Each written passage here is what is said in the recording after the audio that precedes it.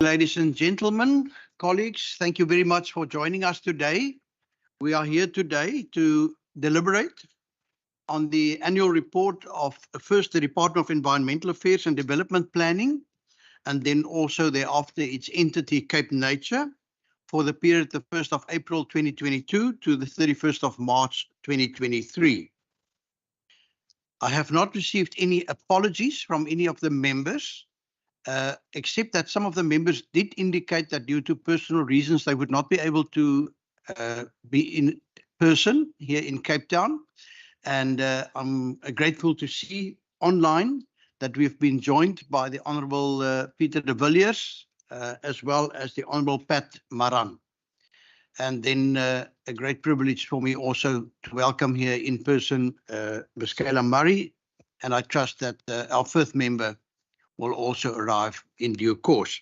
My name is Andrikus van der Westhuizen. I'm privileged to chair this standing committee on agriculture, environmental affairs and development planning. And welcome to Honourable America as well. Thank you very much. Ladies and gentlemen, we will be doing the welcome first, and then I'll be putting those, first the report of the department and thereafter the report of the entity to the meeting. But perhaps if I could just give the members an opportunity to also confirm their attendance for the record, please. First those in the house and then those online. Good morning, Chair. Thank you. My name is Kayla Murray and I'm a member of this committee. Good morning, Chair. Good morning, Minister. Good morning, ladies and gentlemen. Derek America, member of the committee. Good morning and welcome, colleagues. And now to the two members that are online. Good morning, Chairman. Good morning, Minister, and everybody in the House. I'm Peter de Villiers, and I'm a member of this committee. Thank you. Honourable Maran. Morning, Chairperson. Morning, CMC, and everyone present in that meeting. My name is Pat Maran, member of this committee. Good. Thank you very much. And before I give the Minister and the officials an opportunity to introduce themselves, please note that this meeting is also, as we speak, being live streamed on YouTube. And I trust that a number of people have also dialed in to be following us there. Translation services are also available for those that may want to need it.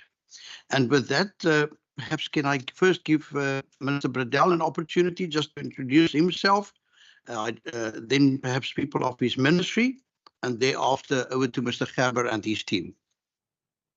Good morning, Chairperson. I'm Anton Bradell, MEC for Environmental Affairs and Development Planning. Good morning, everybody. Gerard Gerber, Head of Department of Environmental Affairs and Development Planning, and I'll ask my team members to introduce themselves. Thank you. Good morning, everyone. Can we start this side and then move down the line? Thank you. Anwar Ghafoor, Acting Chief Director, Management Support. Morning, Chair and Committee members. Johannes Fritz, Director of Financial Management, CFO.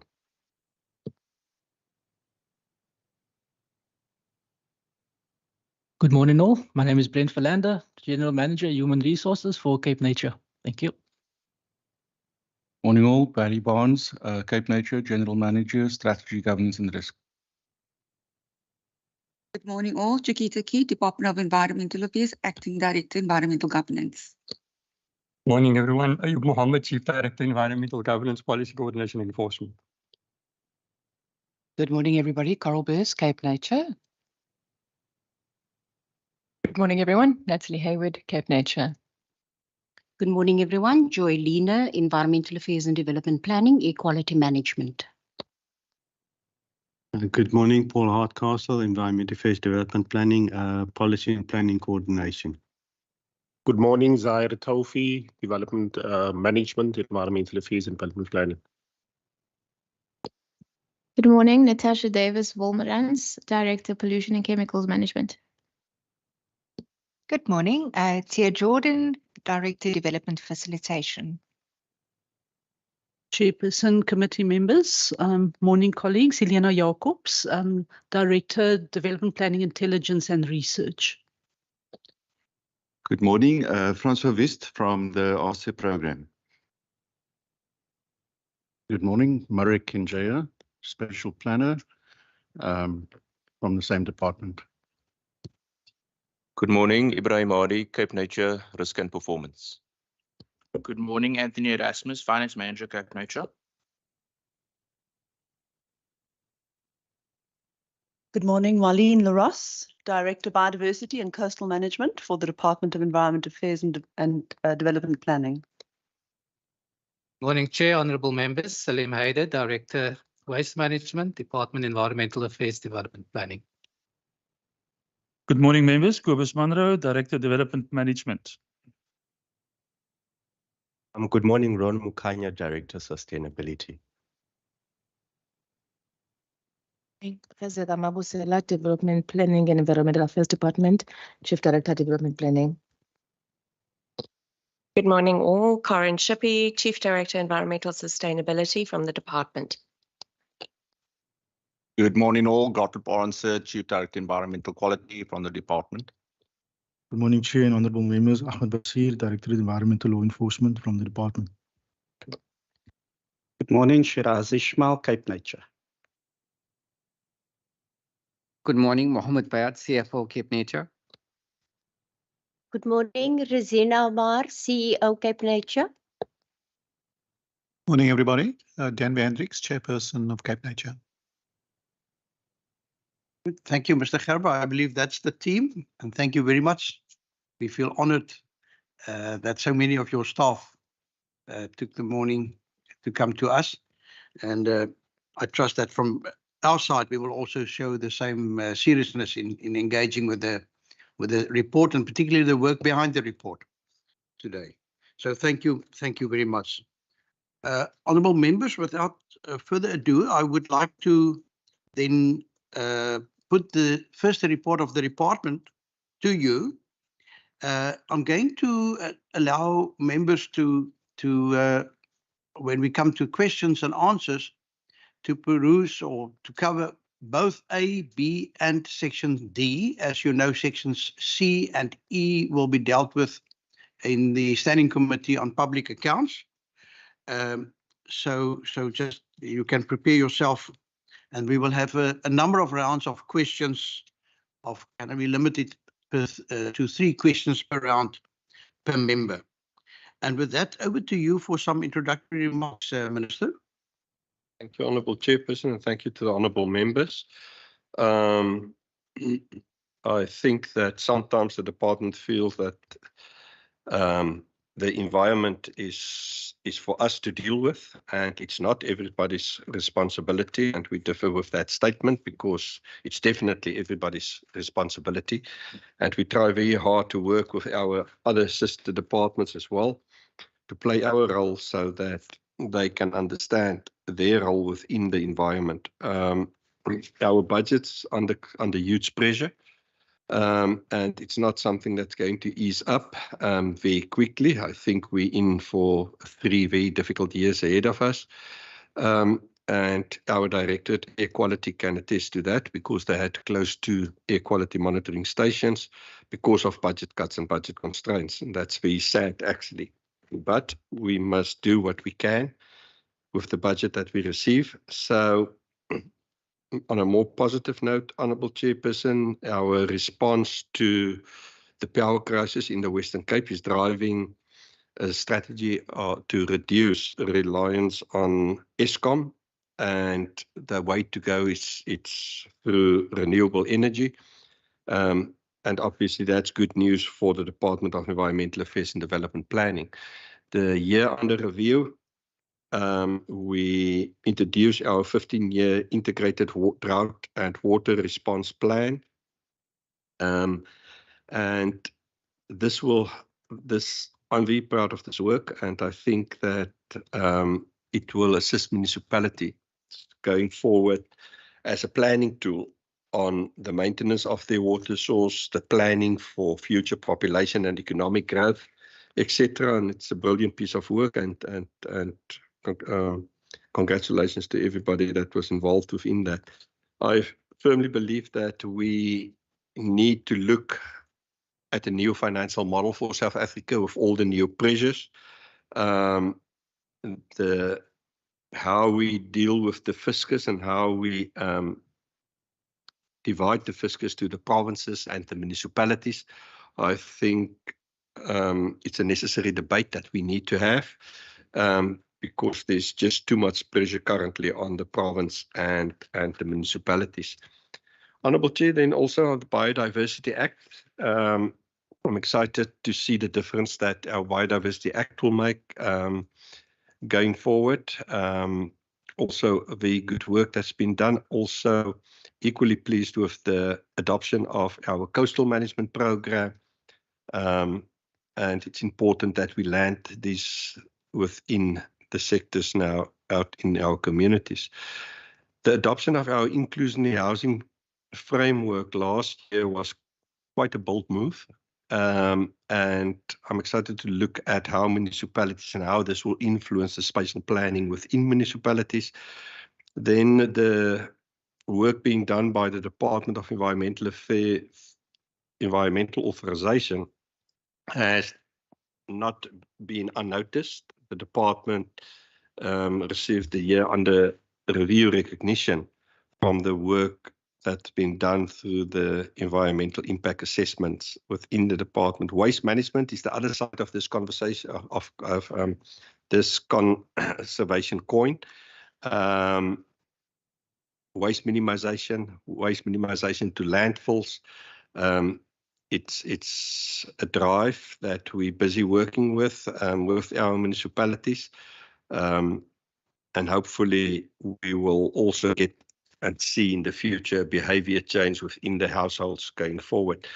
Without effective enforcement, many of our environmental initiatives will not be sustainable. So congratulations to the work that the Green Scorpions are doing out in our communities. I think we can be very proud of the Green Scorpions. Law enforcement is not always popular, but it's also how you enforce the law, how you take communities to understand their behavior and the impact their behavior will have on the environment. I think the Green Scorpion sets an example for other law enforcement agencies throughout.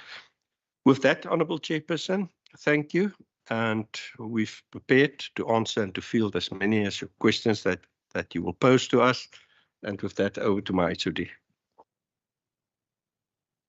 Thank you very much. The first thing always think, why is the annual report so thick, so many pages?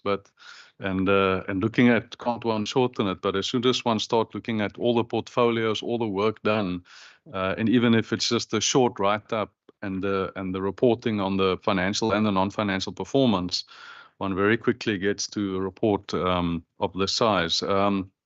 Because there were many challenges during the year under review. We were still in the stages of COVID and the impact that had on our budgets, and then also the pressures that came with the load shedding, and then all of that and the fiscal constraints, resulting in increase, service delivery pressures and increase pressures on our teams, on our employees.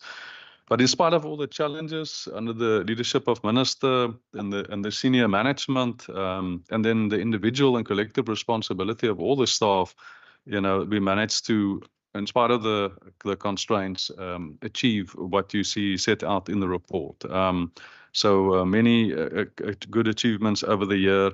Of course, every year in the write-up of the annual report, an opportunity for us to also reflect and review how we move forward into the new year and the things that we want to take to the next level.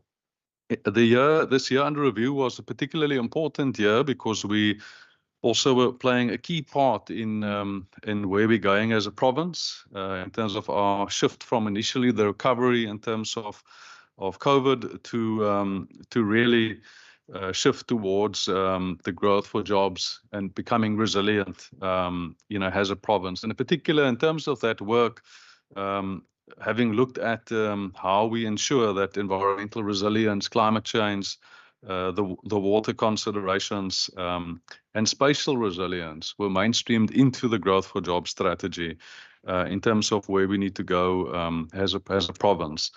In terms of just the brief highlights, Minister did touch on the fact that in this year, and particularly in terms of the spatial planning, spatial transformation and managed urbanization, the work that we're doing in terms of the infrastructure work across the Western Cape departments and the municipalities, and from that, the work, how we inform the Budget Policy Committee and that process.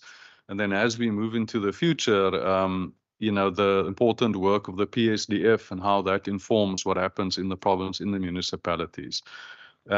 Minister did mention the fact that in the year under review, we finalized the inclusionary housing policy framework with the Western Cape policy framework, and we did the housing market studies to complement that work, and all of that is towards municipalities putting in place their inclusionary housing policies as municipalities. A lot of work underway in the year and continuing in terms of support to the municipalities and the Department of Infrastructure now, as of the human settlement work.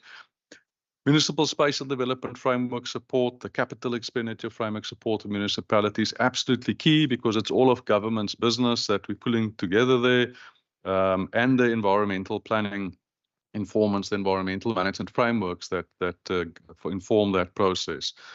Again, good performance in terms of the ARSA program, the work in terms of being in 14 municipalities, and climate change, major focus and increasingly so in terms of what we're seeing happening in the province and in the country, and more frequently and more severe in terms of the weather events.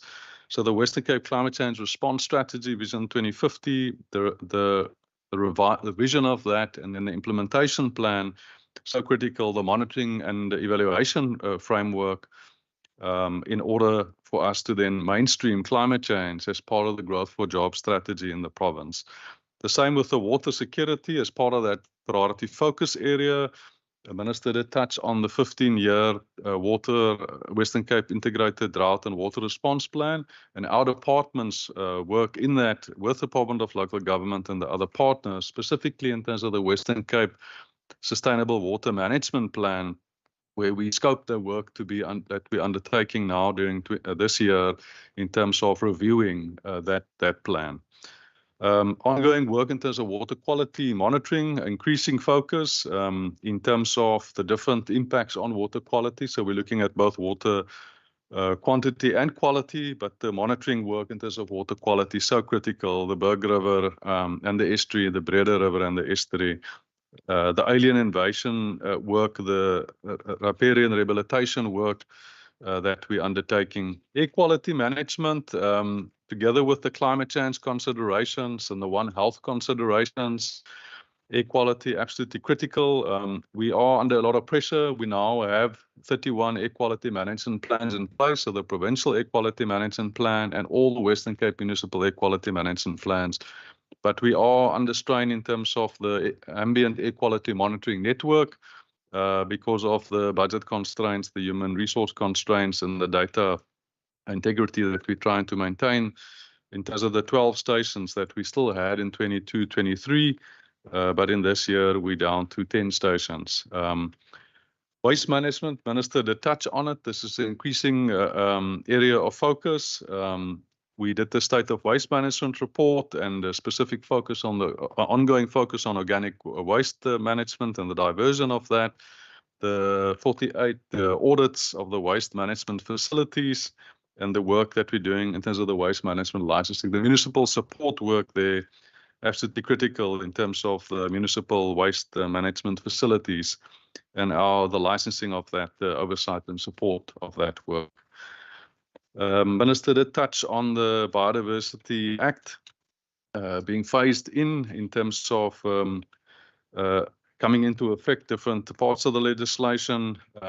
We've reviewed the Biodiversity Strategy and Action Plan, and we're now busy with Cape Nature with the Biodiversity Spatial Plan. And as part of that related work, the Coastal Management Program and the estuarine management a key focus in the year under question 29 estuary management plans that were published and that we're busy with the different management plans being approved. We're very proud of the work by the Western Cape Biosphere Reserves, our small contribution to the 5 biosphere reserves, what that leverages and the impact that we're getting from that in terms of that key partnership. Minister did touch on the green scorpions, the environmental management inspectors.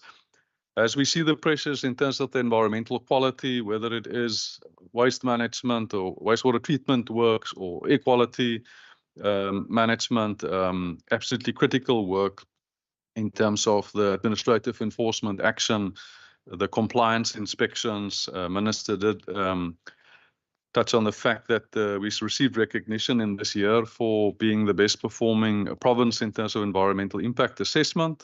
We also received recognition that we were the best environmental EMI team in the country and the best environmental administrative enforcer official at the environmental compliance and enforcement Logotla that was held last year.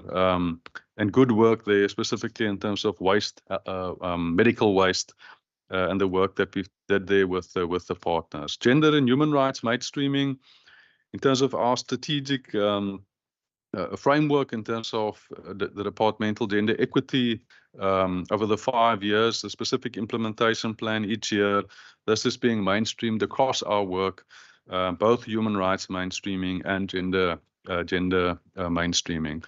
And then I'll stop there and really just to thank the Minister for Minister's leadership, and then the entire senior management team, the middle management that plays such a critical role, and then all the staff of the department. It is the work that sits behind a report like this, consistently, doing the good quality work, serving the citizens, in order to ensure that we do have we do what's necessary in order to look after the environment, in order to look after the citizens of the Western Cape, present and future generations. Thank you, Chairperson. Thank you, Mr. Gerber. Honourable members, you're welcome to ask some questions. Where possible, if you could refer to specific pages, should you quote from the annual report. But as you may have known by now, I sometimes ask questions about what I thought to see in the annual report, but that I didn't find there. So please, if you could give an indication, can we start first with the members in the House? And then for those that are online, I noticed the hands of the Honourable America and then Honourable Murray as well. Over to you, Honourable America.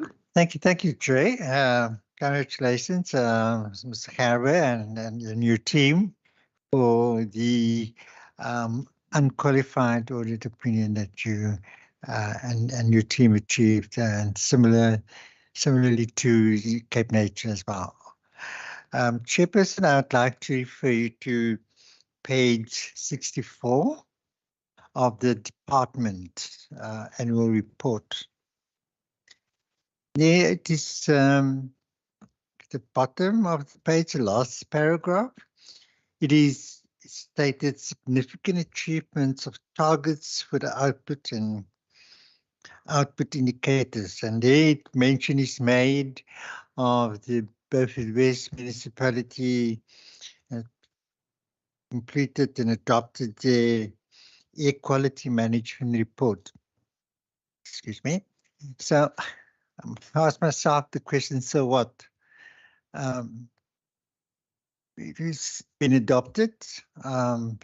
Two things. Are there any other reports of any other municipalities outstanding? And what now? What, seeing that the one municipalities and the provincial department had adopted the air quality management plans, what's the process forward? How are we going to give concretize and give effect and result to that particular plan, and what's the role of both us and the municipalities and other stakeholders within the environment that could make a significant contribution towards the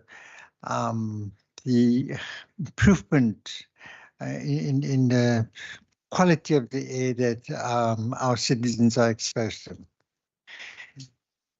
Secondly, Chair, on page, and I think that, I'm just going to use it, restrict it for the first time to 3 questions. Okay, so I'm going to try to, and I will possibly refer to this particular question later on again. And yeah, I like to refer you to page 70 of the annual report. Now, research and development support, there's not a very significant underspending in terms of the budgeted amount.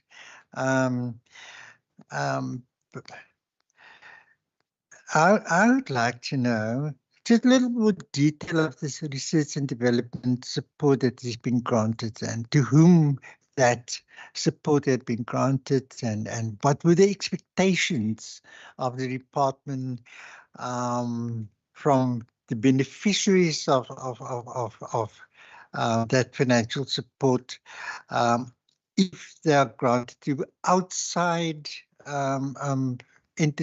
parties, so to speak, and who are those parties, and what's the degree of beneficiation for the department if that financial support is granted to parties outside of the department.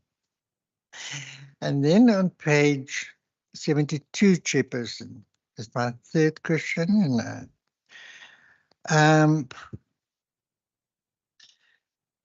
this the 72 completed criminal investigations handed to the NPA.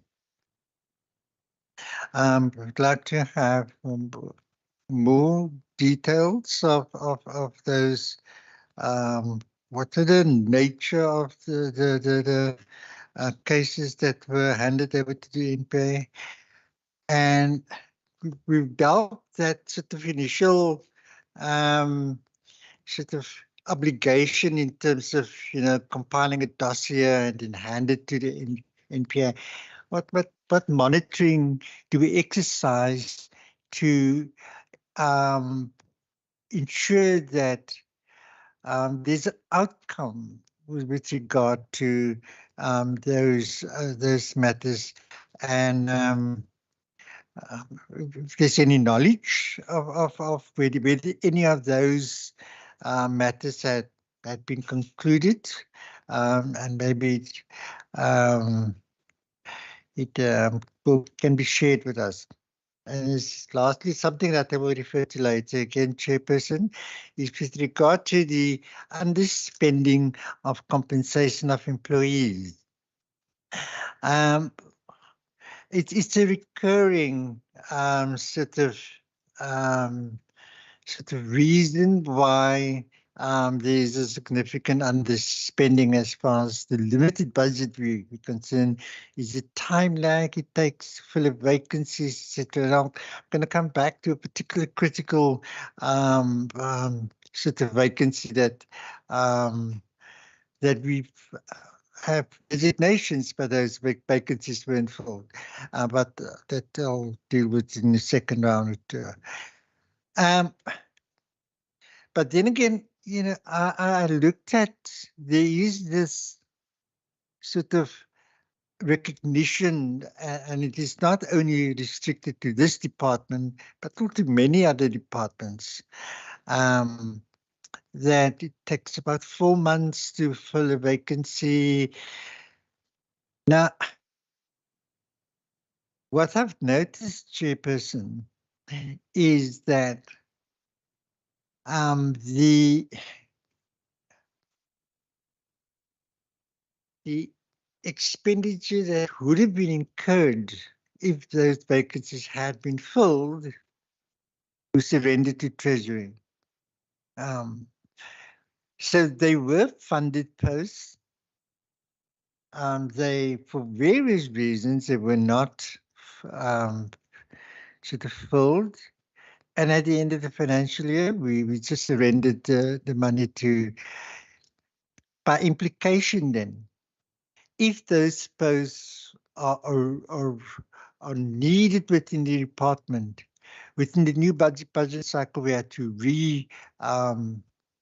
budget for those posts. There's no attempt to have those posts, although it is on our organogram, needed to be filled, to ensure that we get that money back again if it is so expected for us to surrender to Treasury.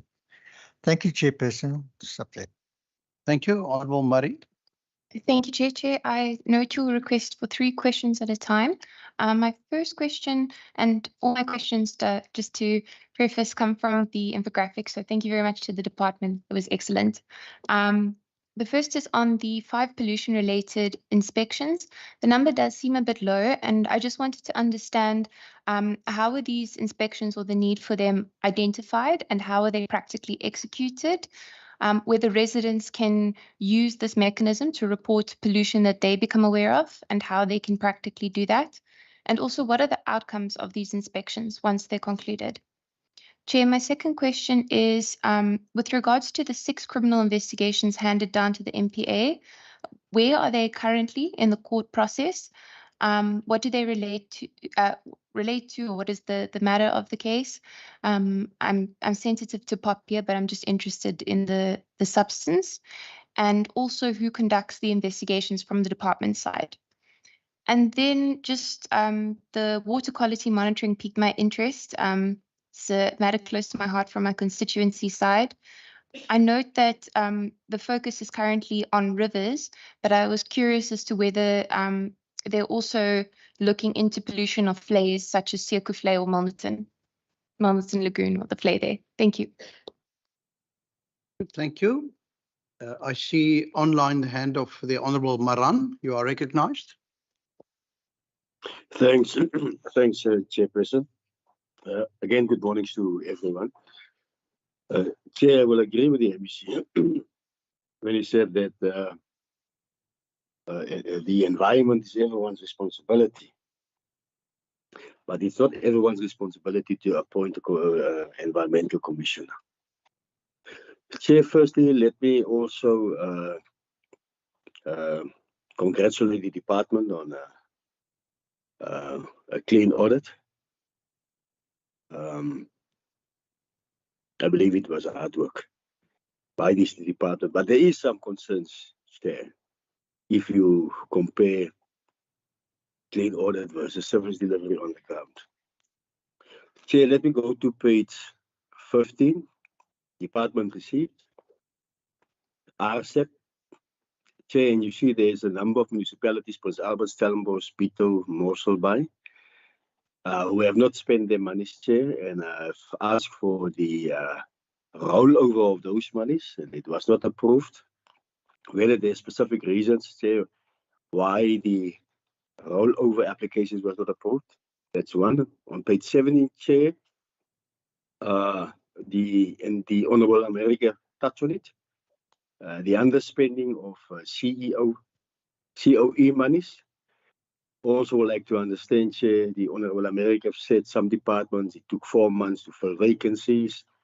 So we'd like to have an understanding, Chair, why such a number of vacancies, if you look at the amount, 3 million, why those vacancies was not filled. Then, Chair, on page 18, my third question, environments, 527, Chair, and needed for in the administration. And it says, Chair, for goods and services. We'll actually understand, Chair, what goods and services are we referring to?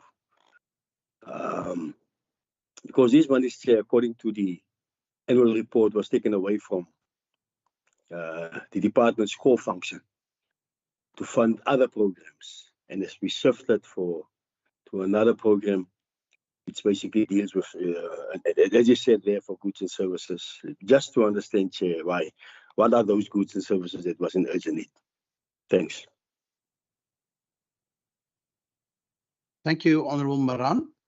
Can I give over then to Minister and the HOD? HOD, will you respond and please, will you indicate which of your staff will respond to those areas that apply to them? For those questions, in terms of, I'll give an initial response and then I'll ask Dr. Joy Lena to come in on in terms of Member America's question in terms of the air quality management plans. Beaufort West municipality was the last municipality that still had to put in place an integrated air quality management plan. So all the municipalities, all 30 in the Western Cape now have the air quality management plans in place, and including the provincial air quality management plan. In terms of, so there's no outstanding plans. All the plans are in place now. In terms of what follows, absolutely, the plan is to indicate what is required in a municipality and what the municipality themselves undertake to do. And that plan forms part of the municipal integrated development plan, and therefore also must find its way into the municipal service delivery and budget implementation plan, landing in their budget. Our department's role in that critical in terms of the oversight and the support. So the Air Quality Officers Forum that we hold quarterly, the capacity building and support that we continuously do. There's both support in terms of the air quality planning and the air quality monitoring, but then also in terms of the licensing work by the municipal licensing authorities. And then, of course, there's specific engagement with different stakeholders and specific issues being addressed with stakeholders and communities. I'll ask Joy to come in on that to the extent necessary. Good morning, Chairperson and everyone. And thank you, HOD. I think you've really done a very good job in terms of responding to that. You've covered most of the comments. And in fact, we do, through our Air Quality Officers Forum, engage a lot with the Beaufort West municipality. Just to say maybe that there are challenges in that the Beaufort West Air Quality Officer is also the waste management officer. And so that does become challenging. And also in the Central Karoo, budget is very limited there. So we've walked the road with the municipality to do the air quality management plan.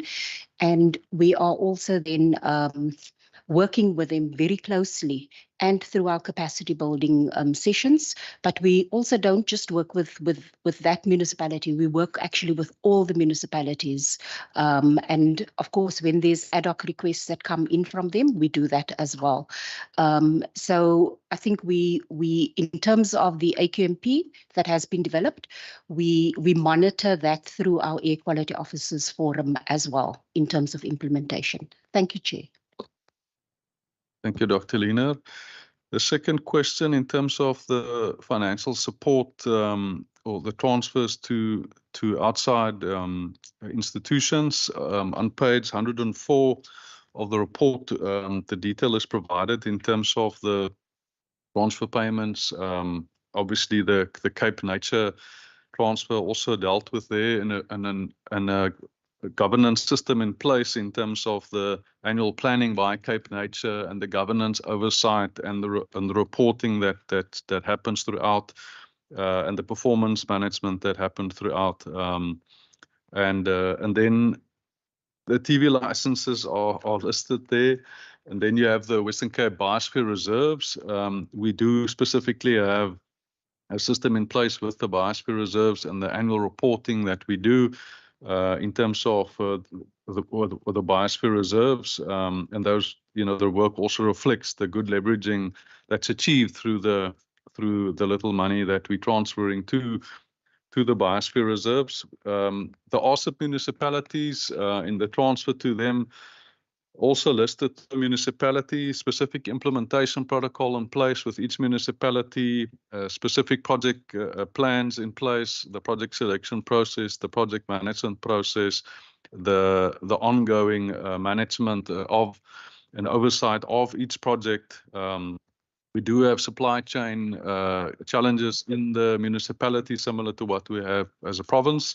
And that does often have an impact on the expenditure, but specific processes in place in order to make sure that in terms of what the program is set out to achieve, that these projects tangibly deliver in terms of the reality of communities. We do an annual implementation report on the RSIP municipalities that also go into the detail in terms of the impacts, the return on investment in terms of all of those projects. And then the few other amounts there, you'll see that there were two there for where we dealt with injury on duty, just medical service provider, and the mosaic was just as arranged by Cobus Munro, a guest speaker in terms of on our agenda mainstreaming event. So it's just a small amount to that non-profit for that event. I'll go over to the criminal investigations question. Both a member America and Murray asked about this question. On page 59, we do set out deal with these matters. So in terms of the six, all the many site inspections and the investigations obviously is what prepares cases for and then the criminal investigation prepares it for handover to the National Prosecuting Authority. There were the 6 cases. The one, and I'll just mention the nature of those cases, and I'll ask Ahmad Basir to also, if he wants to add in the end, but we specifically had a clearing of indigenous vegetation in the Merweville district in the Beaufort West municipal area that was handed over. We had sawmill and pollution matters handed over in terms of a sawmill operation in George. Also in Beaufort West, the Beaufort West municipality, in terms of the municipal waste disposal facility in Merweville, where non-compliance with the waste management license, and that wasn't the first matter in the municipality.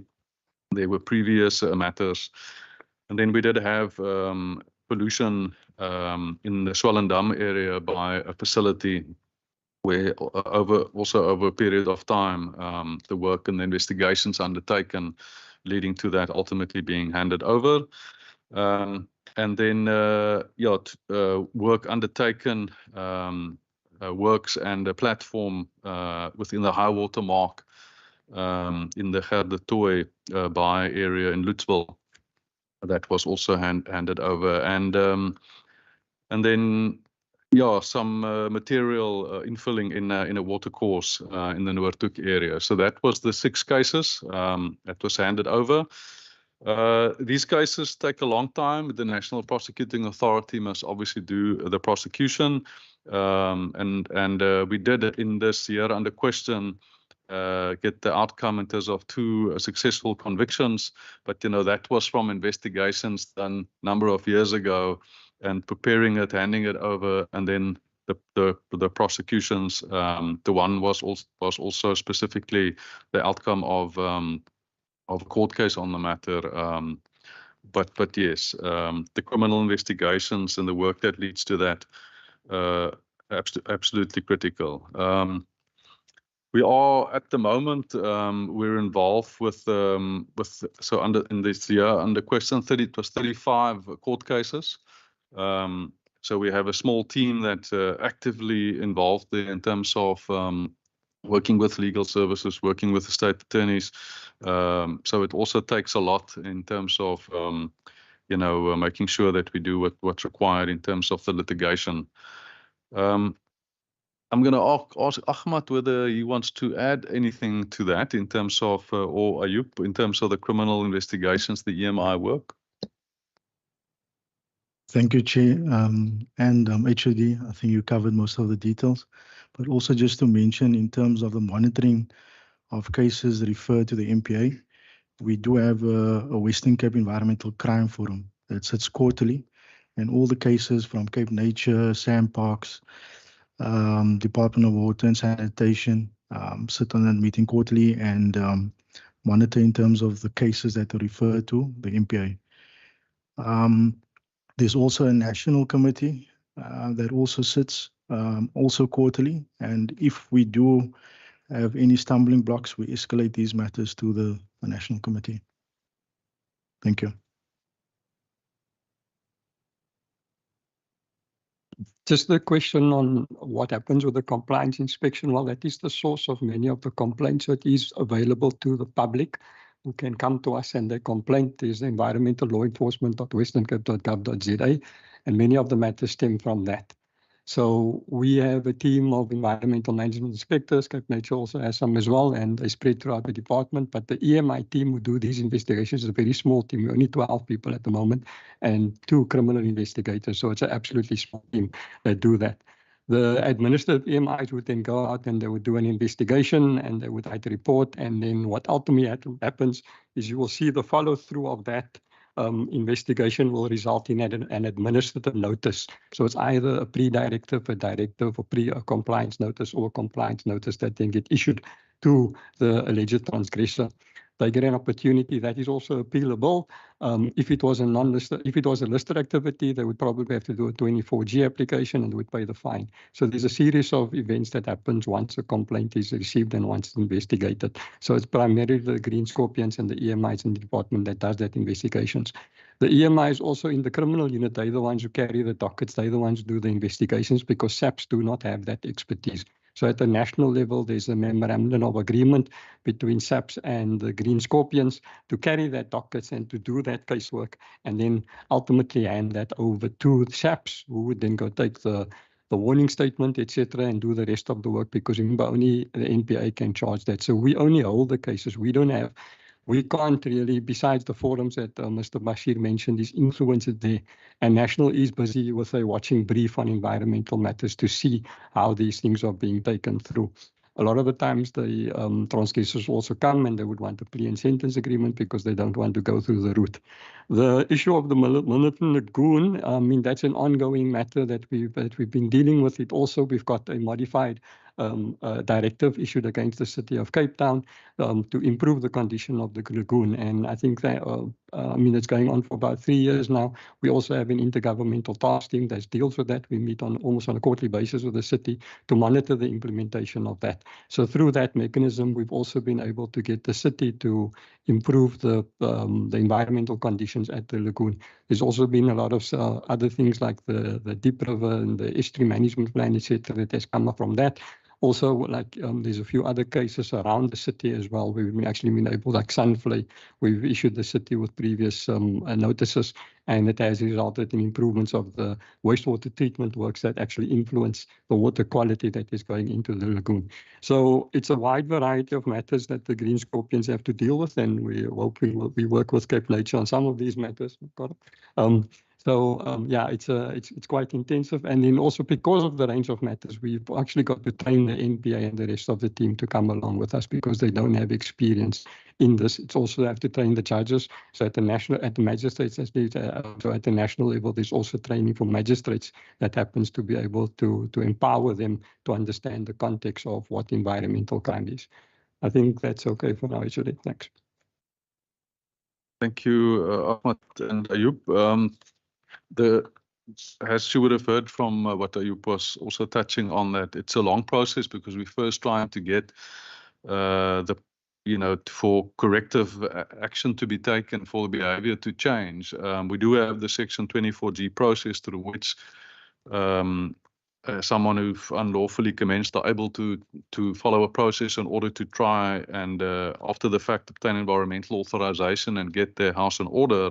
So yes, it is warning letters and pre-compliance notices and compliance notices, pre-directives, directives, and the investigations throughout then ultimately, if we're not satisfied and if those investigations are handed over then for prosecution. And yes, a small team with limited resources, highly specialized work that must be able to stand up in court ultimately. In terms of the underspending on cost of employment, it's the same teams in the department who are having to be out there and do site inspections and compliance monitoring and all the work that must also do the recruitment. We do get support from the Department of the Premier, the Corporate Service Centre. There are also every year uncertainty in that national government do not allow us to budget for cost of living adjustments. And therefore we have every year a gap in uncertainty in terms of the budget. And then every time the cost of living adjustment is made, then there's uncertainty for a while in terms of whether we will actually get that allocation from national, which is supposed to come from national, which does then cause us to, at a certain point in the year, until we get the confirmation and it's mid-year, then slow down, which we don't want to do, the recruitment processes. We have that this year as well in a big way because of the current budget uncertainty. But yes, those processes, I often think back of the one example where we had 2 posts advertised, environmental officer post, and we had 1,200 people that applied. So to get to a long list and to get to a short list, out of the 1,200, only 43 made the long list. But it took, that's quite a process to go through. And then, of course, the interviews, the competency assessments, the notice periods. So yes, we do benchmark against the rest of the Western Cape government departments, and we are also prioritizing specific posts. So critical posts, although the high vacancy rate, 215 posts vacant at the moment in terms of our approved structure. That excludes the additional posts that the audit processes have identified. And of that at the moment, as an example, only 9 of those are critical. We have budget for filling. The rest, we still looking at the budget uncertainty. So yes, cost of employment and the under expenditure there, it's something that we'll continue to manage closely. The critical post is identified each year, and each time a vacancy occurs, and we have a process in place now when a post becomes vacant to immediately consider, is that considered critical or not, and what does the budget situation look like. There are posts that are paused until we have budget clarity, until we've decided on the critical posts. In terms of the water quality monitoring, I'm going to ask Gottlieb and Natasha to come in on that. The water quality monitoring as also critical work. And we have the different points where we monitor, and it's the work with the Department of Water and Sanitation and other partners. But maybe to ask Gottlieb to come in terms, and Natasha, in terms of the water quality monitoring. Thank you. Thank you, Chair. Thank you, HOD. So on the water quality monitoring, these are determined sites. There's 21 sites is in both the river and the estuary of the for each of the catchments. So the Berg and the Breda River. So those are routine sampling, what we call, and they are, so we have since 2013 a record where we annually monitor each month. Then what we call non-routine, that support our compliance monitoring work. So other complaints which we get in, there's a small budget set aside for that as part of the service provider, because we do need a laboratory for the results. So that goes towards the laboratory work in looking at the various parameters, both bacteriological and chemical parameters. So when we are looking at, Mr. Mohammed spoke about the flays, the moldertons, etc. So we have also used the non-routine sampling to also do some sampling within the catchment, the Deep River catchment. But so those are used then for, as I said, to support our complaints, but it's very small, so we can't. The budget is too small to do for each complaint. Then the proactive work which you are looking at, member, is that 5 inspections which we do annually. So when we are informed either by our routine sampling or by complaints which we need to delve in, we target various sectors. So in last year, we targeted the piggeries because we're looking at agricultural runoff, which pollute the water. So we targeted piggeries within a certain geographical location. So every year we would be having targeted sites, which are our proactive monitoring and inspection, which we do. I'm not sure if Natasha want to add. Okay, thank you.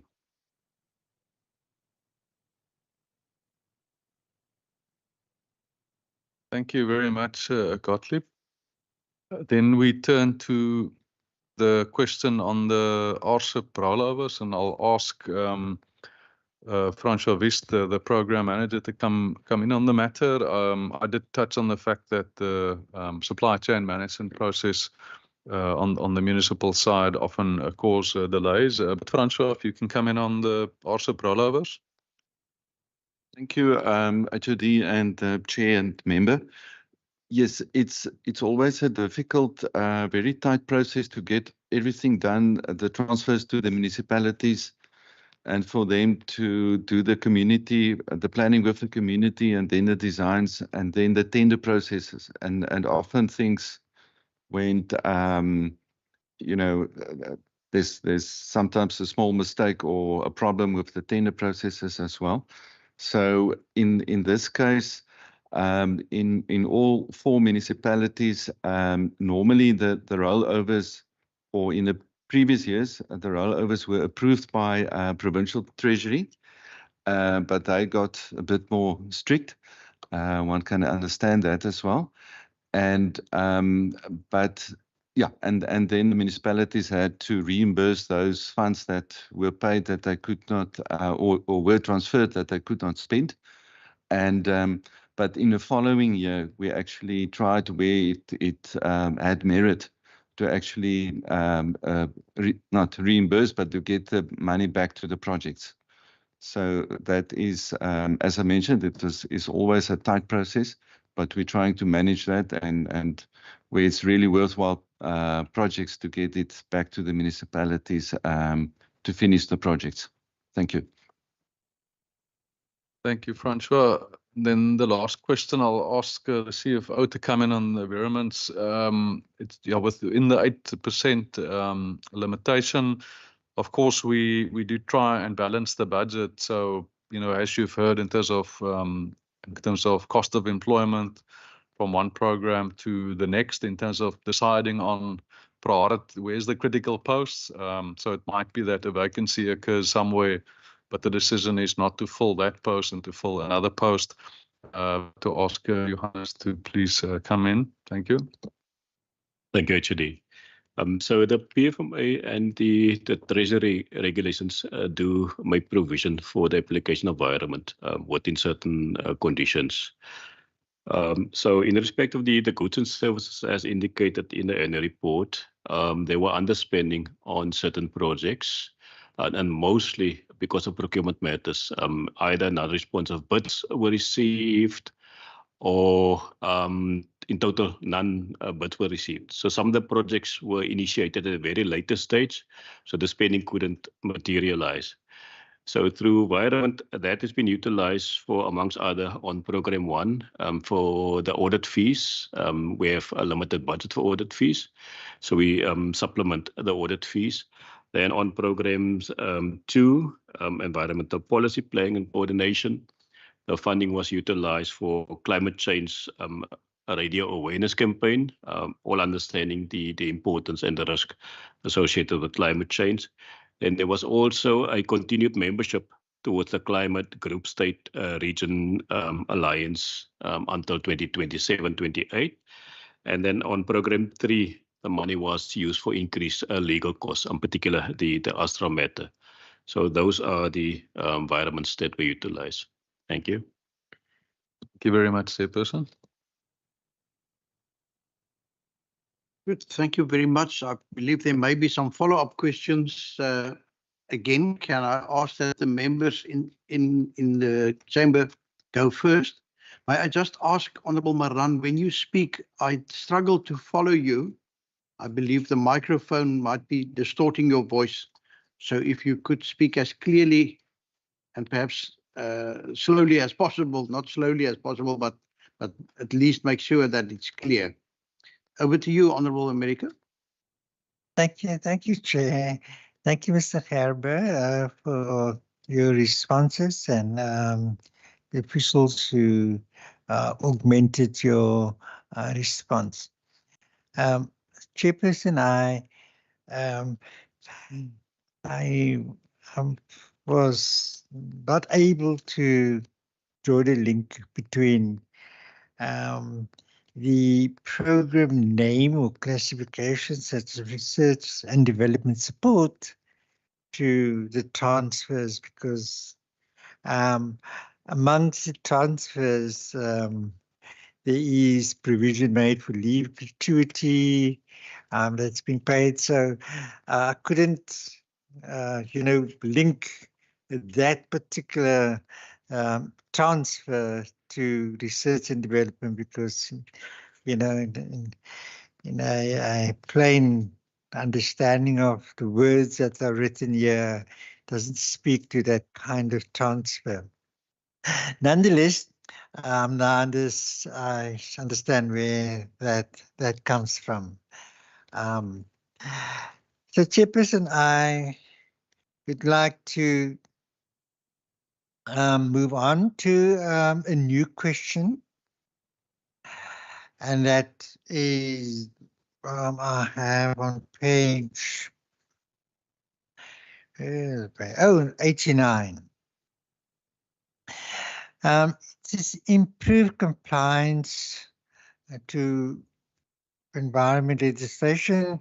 So a number of work opportunities were created through environment public sector employment program. The planned target for the year were 20, but none of those sort of were realized. And part of the reason for the inability to fulfill that target is late appointment of a service provider at the end of the financial year. There's no work. So my question is, I understand that, late appointment of a, is there a time imperative as to when those sort of employment opportunities that program need to be rolled out? I mean, is it in terms of the program need to be rolled out in the fourth quarter of the year because of operational reasons?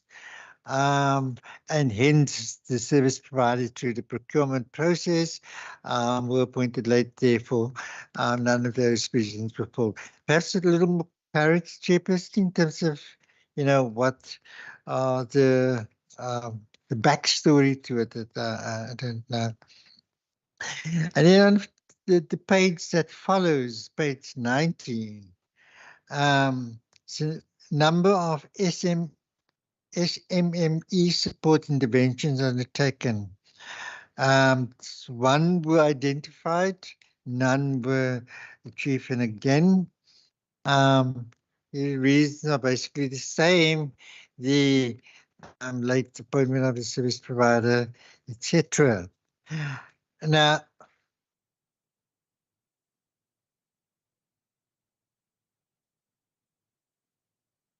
but my question, Chairperson, is that what kind of support are we looking at, and we have identified one SMME.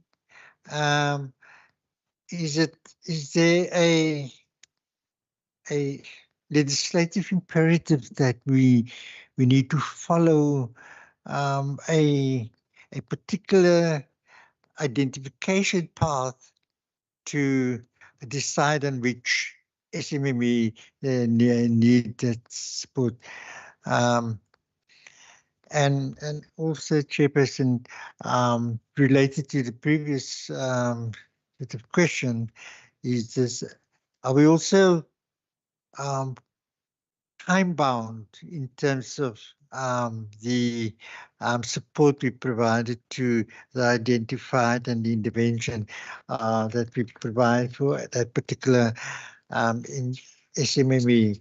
And perhaps a little more clarity with regard to that would go a long way. And then, Chairperson, that's the third question that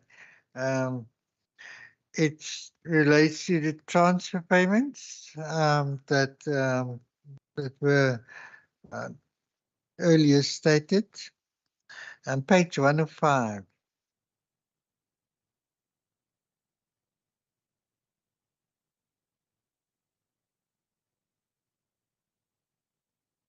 Western Cape Nature Conservation Board, amount transferred, and Coast Cape Nature to respond to that. But my actual question with regard to this particular transfer payments, and I think Honourable Maran alluded to it, and there was a response to it. Perhaps, I'm just going to, and I understand also the disjuncture between the close of our financial period, or the department's financial period, and that municipalities, and because of that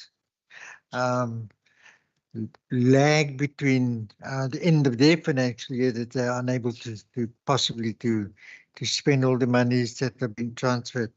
But I want to refer particularly to page 106, and that relates to Witzenberg, implementation of their RC program.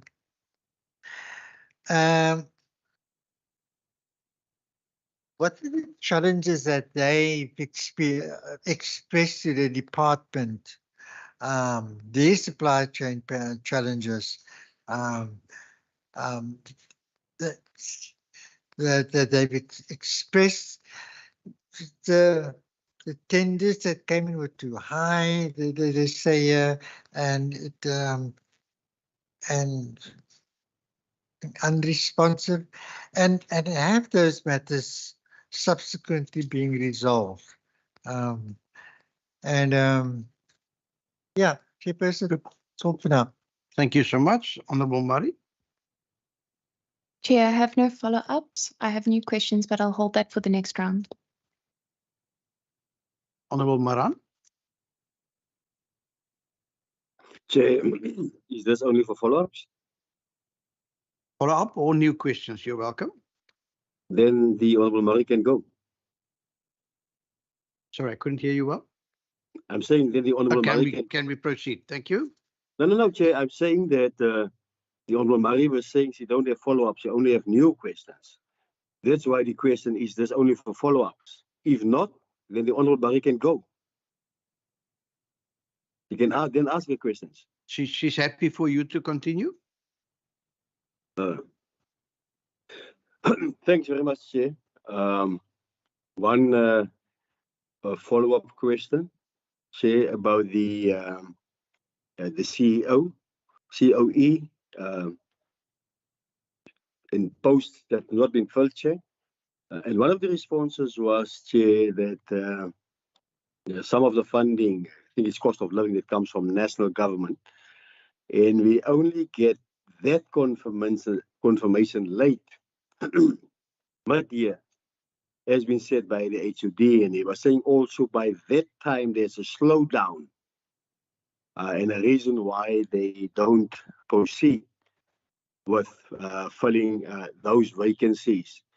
But at the beginning of the next year, Chair, we're then sitting with the same problem, or the beginning of the new financial year, the same problem where we budget for COE to fill vacancies or to fill posts, waiting for national government to come forward with funding they are responsible with. It comes mid-year, there's a slowdown, we don't fill. Chair, I just like to understand why, Chair, that's the case. Even if it's mid-year, it was said earlier on by the Honorable America that some departments take 4 months to fill vacancies. So even if it's mid-year, why? It seems there is enough time, but because of a slowdown, we don't proceed with filling those vacancies. That's a follow-up, Chair. Then again, Chair, new question on page 30. It speaks to entities reporting to the Minister. During February 2021, the Standing Committee of the Premier and Constitutional Matters published the Constitution of the Western Cape First Amendment Bill B1 of 2021 to amend the Constitution, basically to get rid of the Environmental Commissioner position, to get it out of the Western Cape Constitution. But through a public participation process, Chair, there was no real support for that particular legislation to be withdrawn that speaks to the Environmental Commissioner.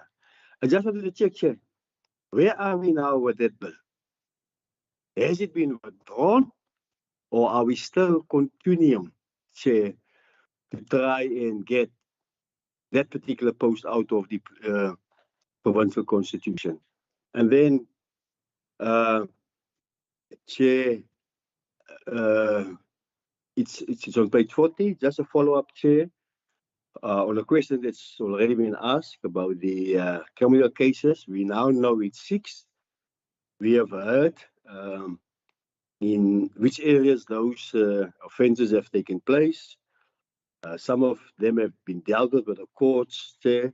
I just wanted to check, Chair, the type of punishment that courts are giving to these perpetrators. Does it serve as a deterrent? Is the punishment enough? Or is it of such a kind where the perpetrators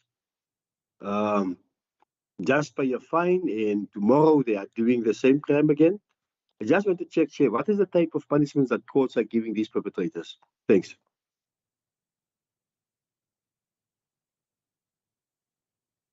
Thank you so much. Perhaps if I may just ask a few questions as well. In terms of our solid waste progress, if I can call it like that, we've seen that only about half the municipalities have now, seems to me, adopted or aligned their bylaws with the National Environmental Waste Act. Secondly, it seems to me as if, we have set a certain goal, and that is to reduce the amount of waste going to our solid waste sites by encouraging recycling, etc., and even the reuse of certain items that would have gone to waste stations in the past. And then there have also been attempts to try and utilize waste, for example, for energy generation, etc. Perhaps if you can just say, where do we stand in the Western Cape with that? And the reason why I'm asking this is there's also a private entity association by the name of AfriForum that does an informal nationwide assessment of waste stations, and I'm glad to have noticed that the Western Cape did excel or did come out at top. I won't say really excel because there were still a number of problems identified by them. So if you could just fill us in on the status, where are we? And then it also seems to me as if the auditing of those stations, a high percentage of that is being done it seems to me, in-house by the municipalities themselves when it comes to their audit reports. How do we assure that those reports are accurate and independent, and that there's some distance between the person that completes the auditing paperwork and those that are responsible to manage those sites?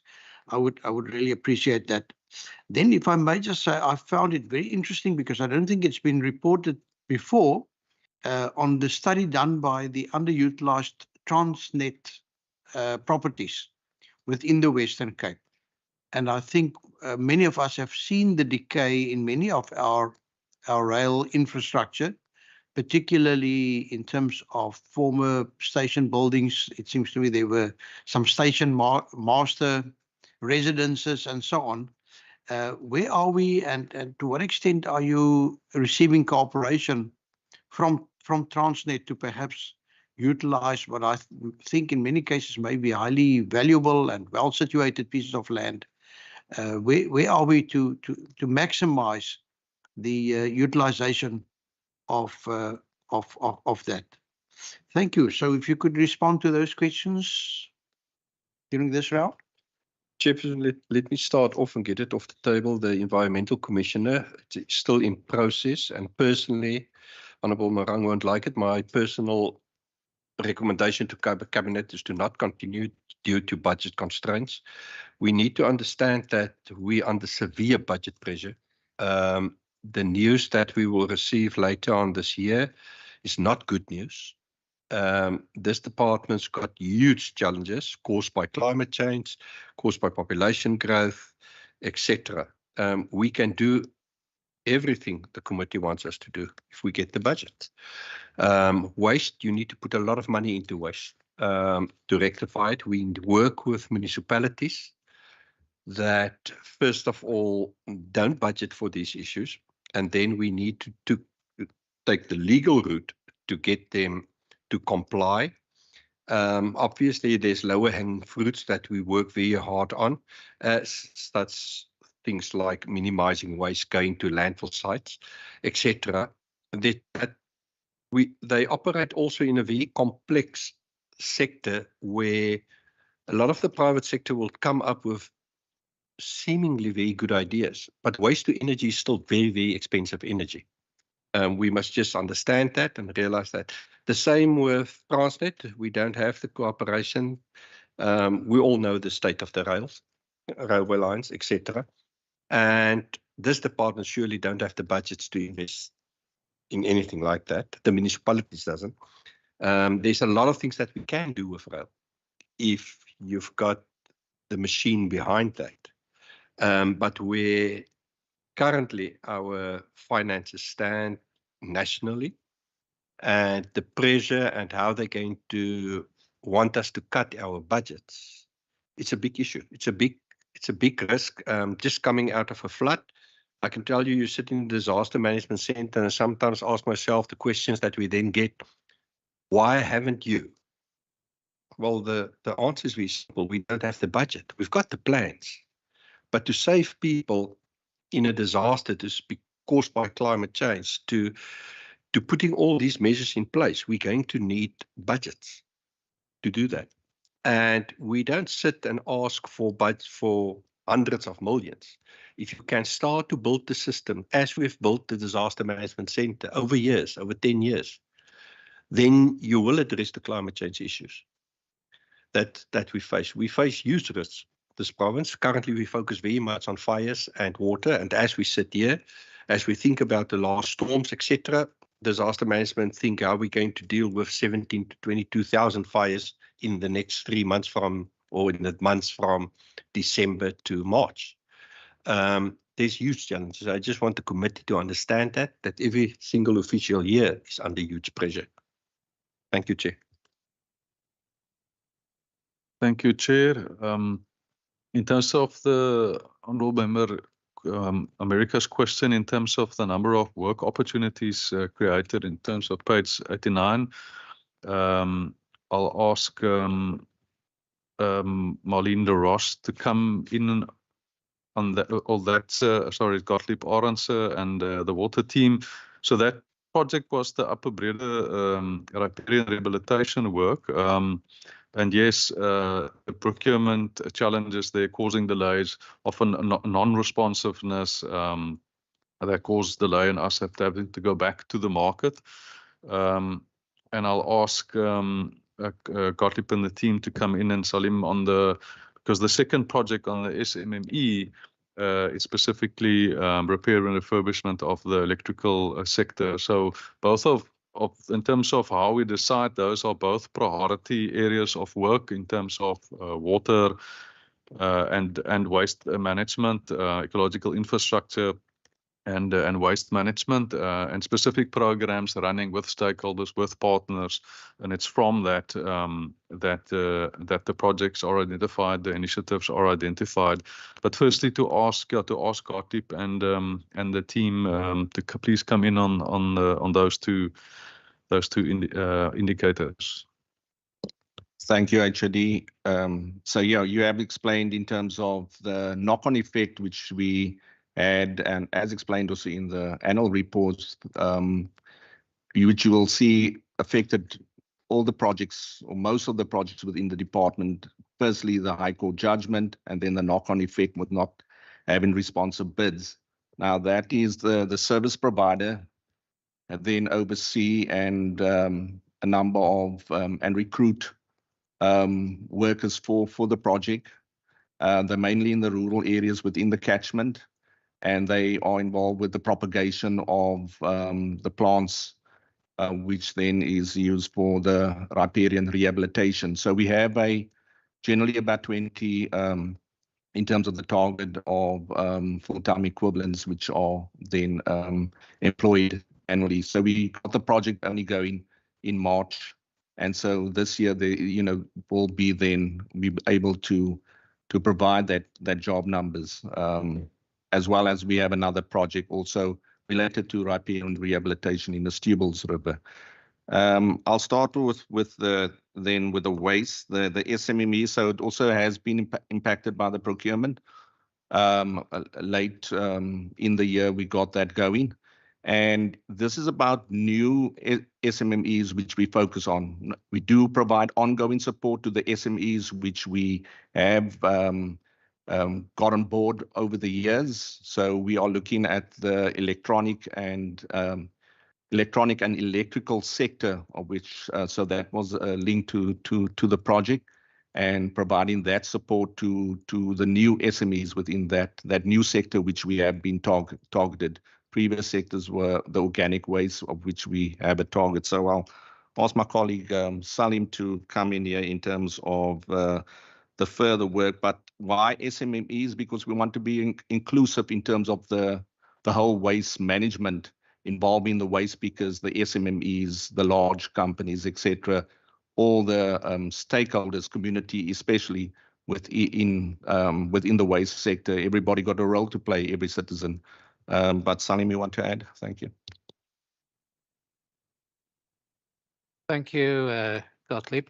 Yes, one of the key areas of waste that we're experiencing is e-waste at the moment. And if everyone had seen the papers and notices, Macro is actually now on a big drive to collect a lot of this e-waste that's starting last weekend and also continuing next weekend, where they'll be giving out vouchers for the collection of any redundant e-waste in the sector. But e-waste in itself is also a great conduit for potential job opportunities that could be there, particularly in the repair and refurbish sector of it. And these are the sort of areas that we wanted to explore. So the first part of the project was to look at what's the status quo, what is actually out there, and what is the potential to actually create these sort of repair and refurbish opportunities of equipment that would otherwise just be thrown away and end up filling our sites as such.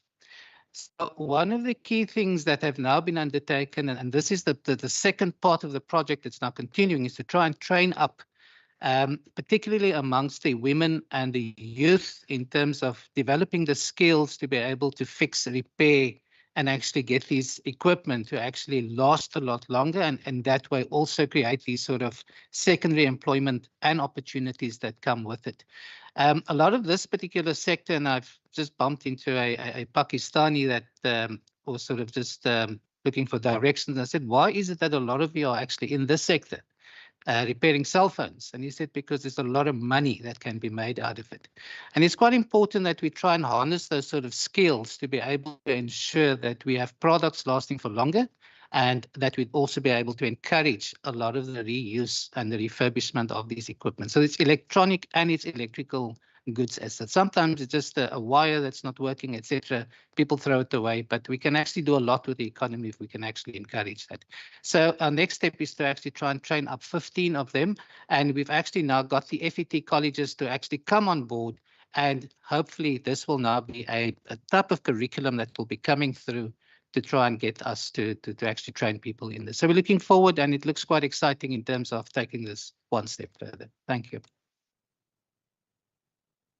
Maybe just to, while Salim is, Salim, also to deal with the chair's question in terms of the solid waste management, the waste diversion, waste to energy, and the auditing. Thank you. Thank you, HOD. Yes, in terms of our waste diversion, we're probably standing at about 27%. The national sort of average is at 24%. And it seems like between ourselves and Gauteng, that's the sort of benchmark for where we are at currently in terms of the reliability of the information that's there. There's a lot more that can be done in terms of the actual recovery of waste that is there. And I think a lot more that relies on the collaboration between the private sector and municipalities, and we need to try and bridge that particular gap. And we're also happy to announce that at least 5 more municipalities have actually handed in their organic waste diversion plans, which we had asked, and that was actually coordinated by the district municipalities. So since the last figure is given, 4 more has actually, 4 more, sorry, not 5, 4 more has actually come forward in terms of developing that. And we are still heading towards that target of wanting to divert 100%. So a lot of this also requires a lot of the initiative from the private sector in terms of putting up anaerobic digestion facilities or composting facilities that would be able to be the uptake of the material that needs to be diverted away from landfill. So a lot of work, a lot of investments is currently going in. And just yesterday, I spoke to a massive facility that's also coming up in Klapmitz, where they actually want to try and divert as much of this organic waste as well. They've actually gone so far as to collect a lot of the fats, oils, and greases and converting that into biofuels. And this is being exported to Holland at this point in time. So there's a lot happening, and there's a lot of exciting things that's coming to the fore, but it requires the support from all and sundry to be able to drive these things going forward. By next year, May, hopefully the Cape Biogas facility will also be up and running, and that would also be to take in some of the organic waste matter. So hopefully that will see us achieving a lot more of the diversion coming through that is required. In terms of waste to energy, there's been a lot that has been punted, and I think one just needs to be careful that quite often they see we've got a waste crisis, we've got an energy crisis, and put the two together, and waste to energy is the solution. Unfortunately, it's not that simple. It's not that straightforward.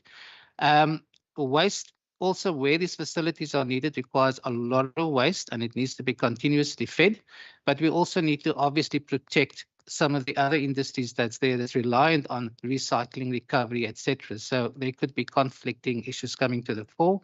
And we need to ensure that technically and financially, a waste to energy facility needs to meet the needs. And at this point in time, I'm still or yet to come across the one that would actually be a perfect fit for what our needs are for any one particular municipality that is there. But we are still open to hearing and seeing and exploring the possibilities of waste to energy going forward. And then just in terms of the audits that's been undertaken, yes, our audits are very much weight-based. So it's actually been seen as one of the sort of leading methodologies followed in terms of waste facility audits, and National is also looking at trying to adopt as much of what we had actually put in place. AfriForum, we've had a look at some of the ways they've gone about it, which have also gone towards weight-based. It's not as thorough as maybe what we are doing currently, but because we are also a lot stricter in terms of the thresholds that we are setting, one may find that a lot of our sites are non-compliant compared to some of the other provinces, but that's because of the strictness in which we want to ensure that people actually adhere to the license conditions that are there. And in terms of the independence of audits, there's 3 sets of audits that need to be undertaken. Municipalities need to undertake quarterly internal audits, so that is what municipalities must do on their own. That then gets forwarded to the department for us to assess and then to comment and maybe ask them for action plans where problems are picked up. Then there also needs to be external audits which need to be undertaken by an independent auditor, and this needs to be done annually.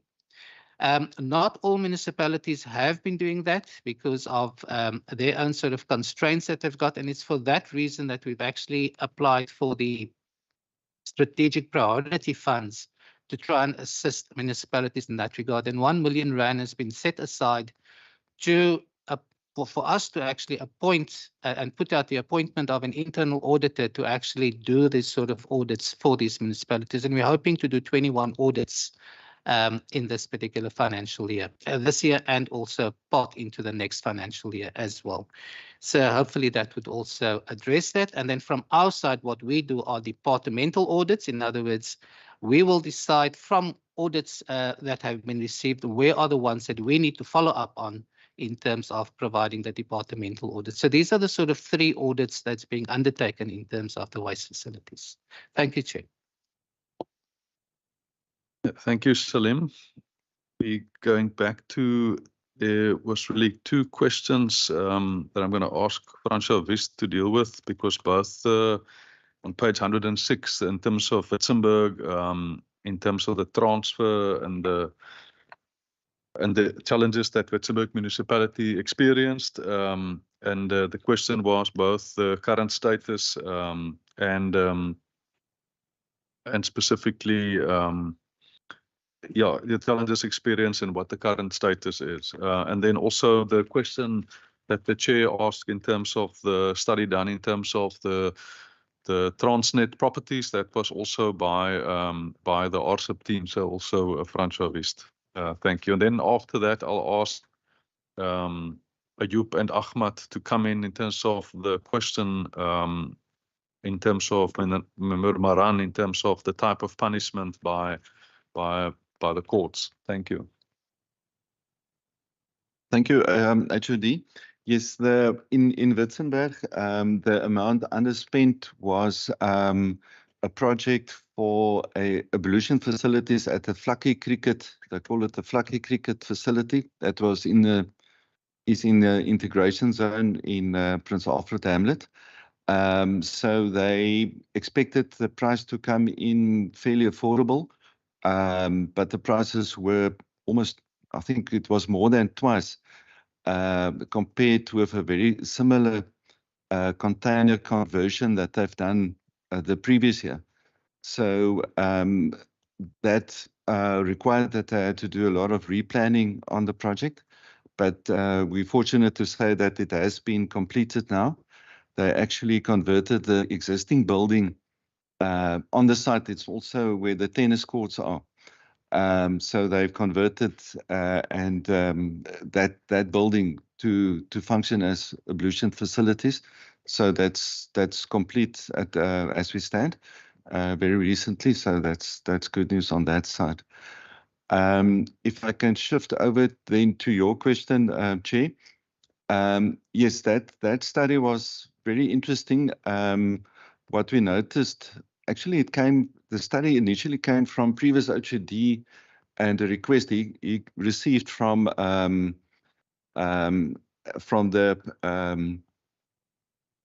district office in Mariesburg. And that station building there was also very derelict, and they wanted to use that. And we just realized that it's a very difficult topic. And then we started just to scratch the surface to see how one can actually in the rest of the province also just to try to understand or start to understand what the problem is or what the potential and impact is of all these very centrally well-located station buildings on the functioning of the towns at key locations. And then the study expanded a bit also to realize that there's a lot of just land owned by Transnet that also holds back the development of towns.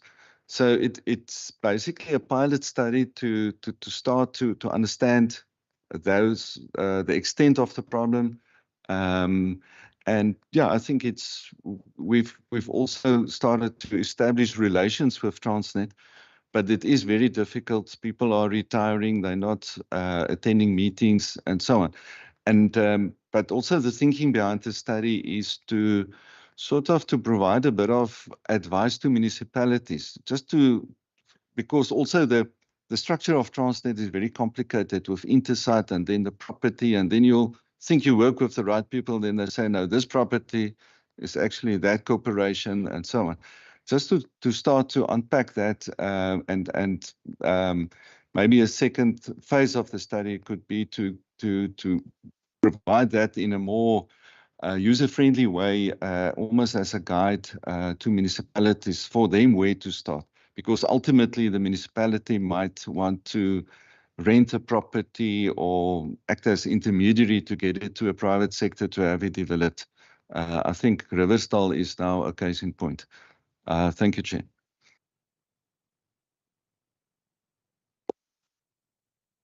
Thank you. And then we had the question in terms of the punishment by the courts. And I'm going to ask Ayub and Ahmad to come in on the matter. We meet quarterly with the Department of Agriculture. We have other platforms with other stakeholders as well. We have been hard at it with the Department of Agriculture in terms of making sure that we have responsible agricultural producers. Lots of work undertaken over many years in terms of sustainable production of potatoes and best practice guidelines for rooibos steer production in the Sandveld, and the environmental management framework for the Sandveld area, just as an example of where there were particular issues in terms of agricultural production and biodiversity concerns. But just in terms of the consequences of the type of punishment, so the state versus Mike de Kok, the case one of the cases we're reporting on in terms of this year, that was a lengthy investigation and criminal trial over spanning 6 years. And it was the country's first criminal conviction for illegal clearing of vegetation. And in terms of the outcome, one of the 3 counts convicted on. And in terms of the ultimate, it was sentenced to a fine of 400,000 rand or 3 years imprisonment. And while the fine was suspended for a period of 5 years on condition that within that period there shouldn't be a similar defense, was ordered to pay an additional 100,000 rand to the department. What I want to touch on is a broader issue, and this is the issue we've been working on with the agricultural sector. And again, I'll use the Sandveld as an example. In the Rainforest Alliance and the ethical biotrade, the Union for Ethical Biotrade, have decided that from 1 January 2014 onwards, unless you are lawfully cultivating virgin soil, that you're not going to get certification from them. And therefore, in the Sandveld area, just in terms of those 2 certification bodies, there were only 4 farms that retained their certification. At that stage, no potato farms retained their certification, which means that they can't supply to and export in terms of the where those certification is required. And the idea is to, through the work that we're undertaking, to try and get the producers to be responsible, sustainable producers, to look at the non-productive areas and to conserve that and conserve those landscape while having areas that are sustainably being farmed productively, responsibly. The work that we've been undertaking in the Sunveld, so only 4 farms retained their certification.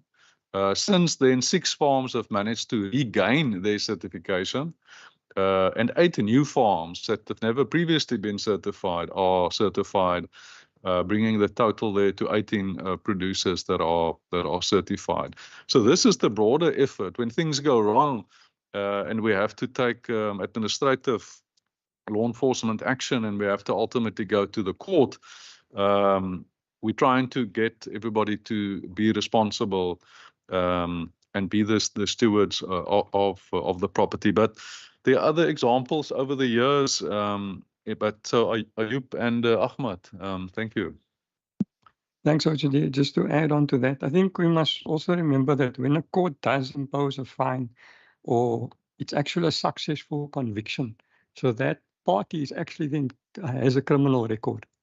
So a lot of it's not just they're just imposing the fine. The fine is allowed for in terms of NEMA, and that's section 49 of NEMA, and it's now 10 million rand.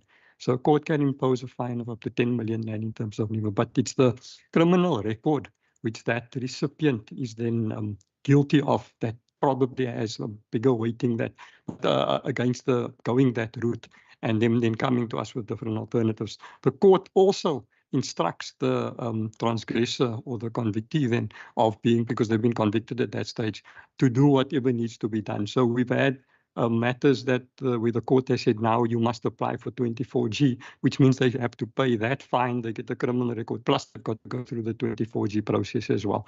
The court will also direct them to undertake rehabilitation, for example. So it's many of the stuff that we had already put into the directives or into the notices that we issued to the transgressor that the court will then also adopt in terms of the judgment or that they issue against the person.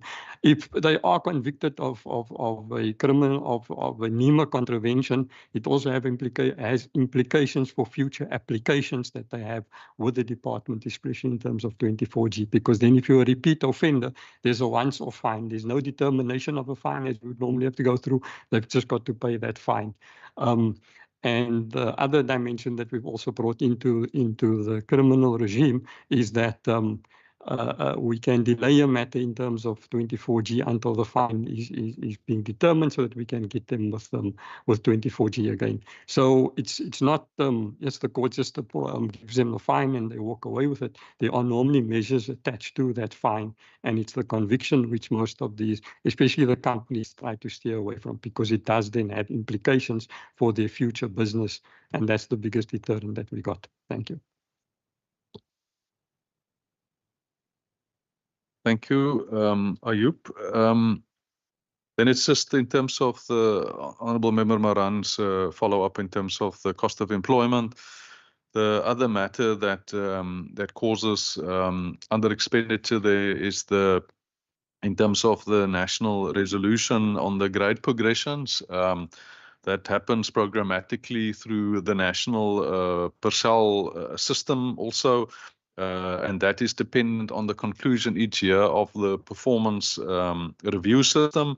And then through that system nationally having to on the system affect the grade progression. So because of the time that takes across the country, the grade progressions which are supposed to happen in a specific year, that also results in, as we've indicated, results in under expenditure in terms of cost of employment. But yes, then it is the process to fill the post and that uncertainty that we have each year, and that causes delay, and the fact that it is a process to be followed.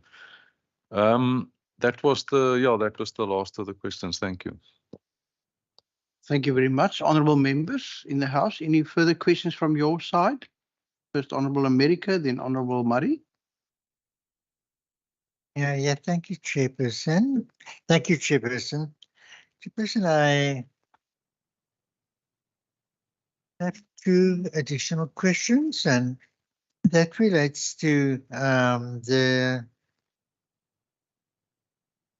filling of critical posts. I am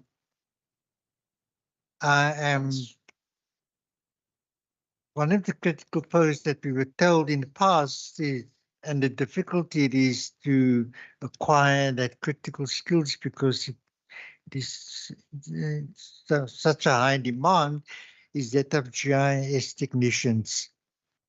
And we had 7. 2 left the employment of the department. Now we only have 5. What efforts are being made to augment the sort of skills of that particular section, which is so necessary for us to have the kind of policing, so to speak, and oversight, and the general information that requires to make sound decisions in terms of the mandate of the department.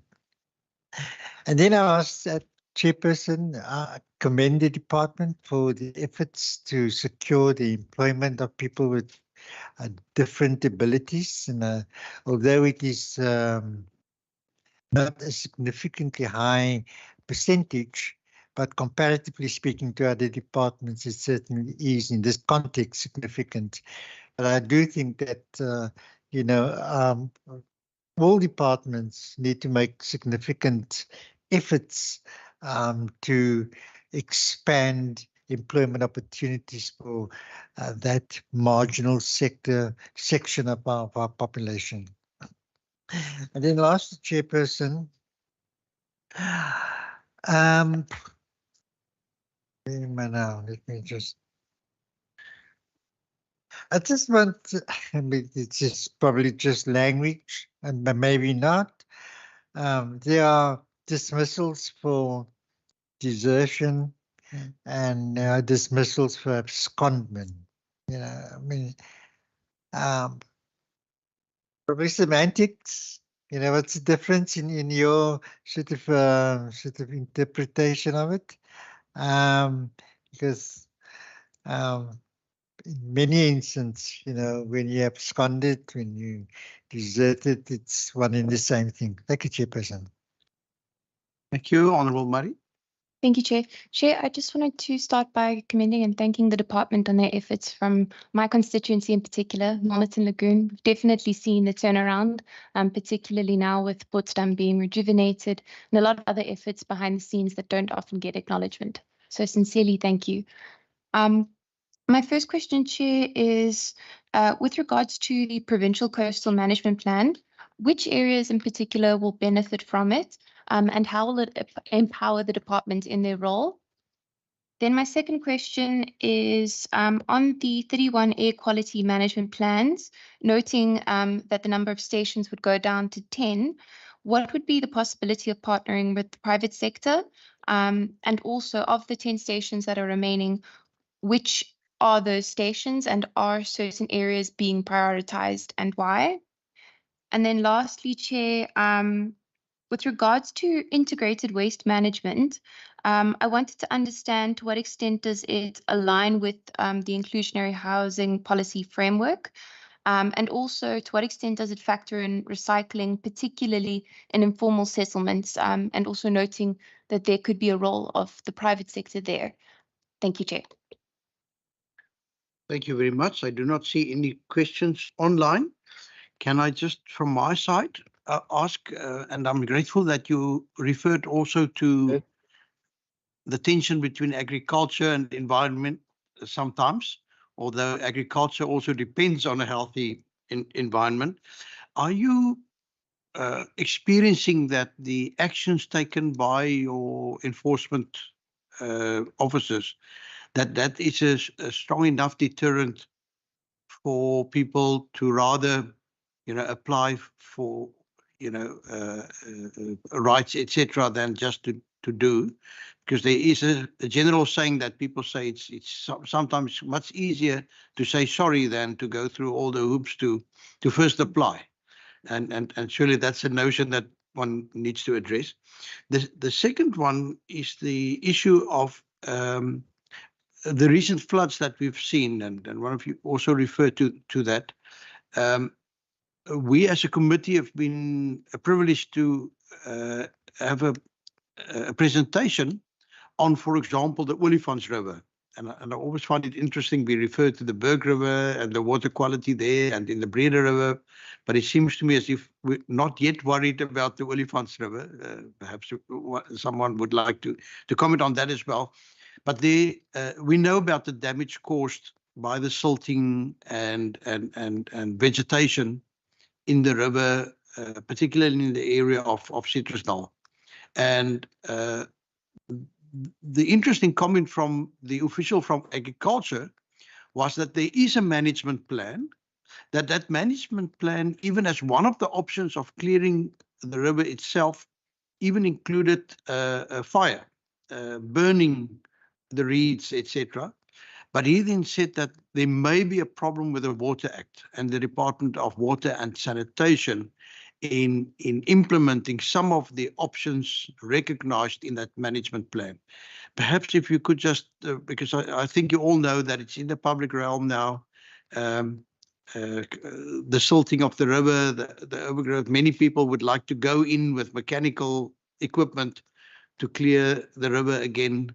And apparently it can be proven that in the case of the Citrusdal Bridge that the silting is about 1.2 meters, because that is what the old measure or ruler that is there in the river is indicating.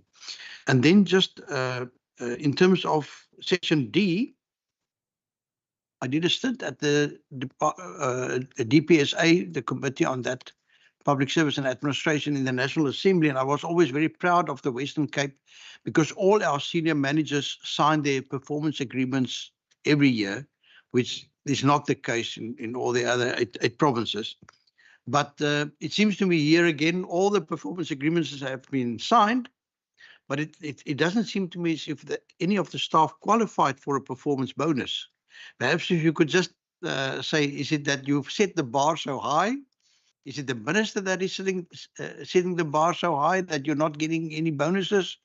Or is it just that your contracts don't provide for that? If you could just assist in that regard. I now do recognize the Honourable Maran. And please, if you could speak up, Honourable Maran.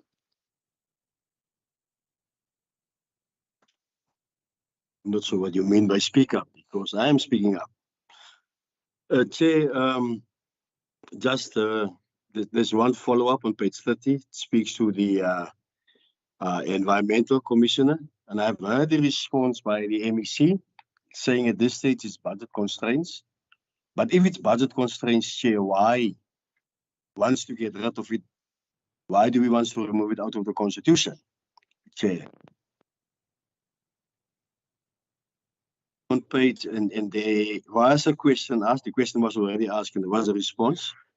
On page 51, strategic outcome, the households that have basis, that have access to basic refuge removal services, and in the report, it's basically saying 34% of facilities submitting compliance audit reports.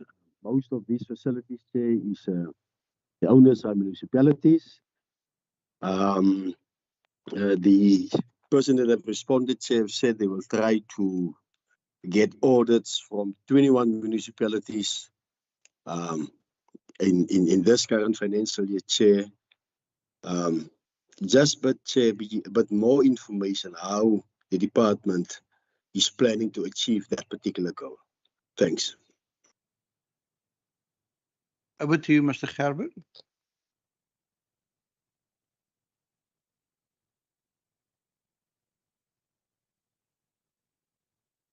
Thank you very much. In terms of the GIS question by Member America, I'm going to ask Helena Jacobs from the Director of Development Planning, Intelligence Management and Research, if she wants to also add, just to say that We have the GIS component in the department with the GIS technicians appointed there, but then we also have other officials in the department that are highly dependent on the GIS as a technology and capability in terms of the work that's undertaken, specifically Elena's directorate and the Spatial Planning Directorate in terms of the GIS work that we do. So there is capability elsewhere in the department, but yes, we are looking at this more and more critical for us in terms of our evidence-led evidence-based information and more in terms of what we're seeing also in terms of the census information, in terms of the urbanization and the movement of people and what that means for the services, for the environment, the climate change impacts.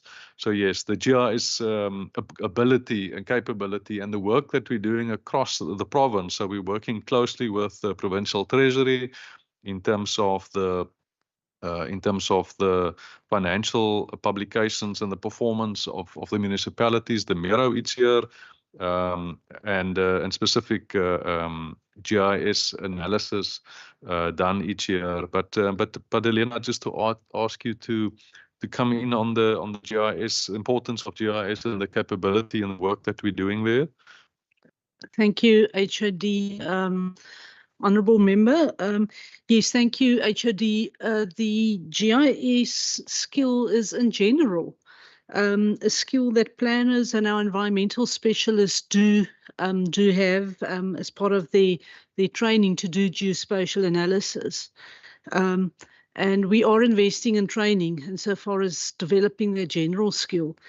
But that specifically then will also allow our what we call SIM, Spatial Information Management, or the core GIS function in the department, to perhaps focus on the more core mandated publications and work for the department to support the big core mandated work, but also then to provide support to those line functions in terms of some of the more specialized services that may be required in a typical GIS function. We also participate in communities of practice, such as the Western Cape Spatial Information Forum. And then I think the big thing is to become programmatic and strategic in the approach. At an enterprise level, the Department of the Premier is investing quite a bit in moving us into a more modernized geospatial or spatial information service. And then I also believe at a functional level, the user level, not the producer level, but those of us and the colleagues that use GIS also then tap into these corporates publications and facilities such as Cape Farm Mapper. So within the Western Cape government, there's quite a strong geospatial service that we can tap into, that we participate in that community of practice, but then also specifically to allow us to then focus on core mandates within that 4 or 5, and I believe it may hover around 5-6 people per annum, but it is a scarce skill. But it's about developing the partnerships as well. Thank you, Chair. Thank you, Elena. In terms of the comment on the dismissals, abscondment, desertions, yes, that is just semantics. The section 17 of the Public Service Act refers to abscondment and someone who absconds for exceeding 1 calendar month are deemed to have been dismissed. But there are very specific process there. So those individuals, in other words, dismiss themselves if they abscond for more than exceeding the period as set out there. In terms of the coastal management, I'm going to ask Marlene Larosse to come in on the coastal management program. We're excited about the program and what this means for specific areas in the province, and also how this program and the Estrine work as part of that empowers, the department in terms of how we move forward. Thank you, Marlene. Thank you, Gerard, and thank you, Member Murray, for the question. Indeed, we are very excited to move forward with the implementation of the second generation coastal management program. It replaces the first generation coastal management program. The coastal management program is quite critical in terms of it takes the mandate, the legal mandate that the province has, and it programmatizes its implementation. And even more important to note is that the coastal management program is a transversal instrument. It brings together Cape Nature and the department's efforts, and it brings together, for example, our partners in the Department of Arts, Culture and Sport to also bring their side into the cultural aspects of managing the coastline. So it is a broad program, and the spatial targeting is across the province. There are a few priorities which we do mention within the annual report, which are ongoing. For example, our ongoing work on the task team for Fleur and its long-term sustainability as one critical example. And for another critical example in terms of the departmental focus is the Breda Estuary management plan and its implementation. But to maybe just stick with estuaries, the estuary program is a very broad program. It's a sub-program within the coastal management program. And as HOD's just mentioned, we have published last year 29 EMPs. Those are estuarine management plans, which are either under the implementation requirements as a relevant management authority as Cape Nature or the department. Across the province, and we are now systematically finalizing those and having those adopted for implementation. Critical there obviously is the resourcing of this function, which is currently a big challenge for us. In terms of driving implementation, and perhaps just to mention for Member Murray, the different focus areas within the coastal management program drive out the certain engagements with partners, specifically in terms of leveraging partnership from local government, assisting local government in being able to, and I say local government to mean district municipalities and local municipalities, in terms of driving out their mandates for implementation. And that we have to place a lot of effort in that in the context of the coast. Other specific areas, obviously, and highlighted now around the recent storm event at the coast during September, a very strong focus area on climate change adaptation strategies. And critical focus there is the implementation of our coastal management lines, which we've been working on an ongoing process and which we are currently busy with a regulatory impact assessment for policy and regulations which will aid and assist the implementation of the coastal management lines. But a broad reach there in terms of various strategies working in partnership to address the risks along the coast. Coastal public access, another really critical area, and an area where the district and local municipalities really do hold a very critical mandate. Here we are drawing and moving forward with the publication of the coastal access bylaw as a draft for municipalities to pick up and to adapt to their own needs before publication and finalization of that. So that was achieved last year and last financial year, but we drive that process forward within the new program as well. And then critical as well and possibly underemphasized is the important approach in increased protection of certain ecosystems which remain underprotected along our coastline. And this is a drive which we must undertake together in partnership with our national partner, Department of Forestry, Fisheries and Environment, and of course our partner, South African National Parks.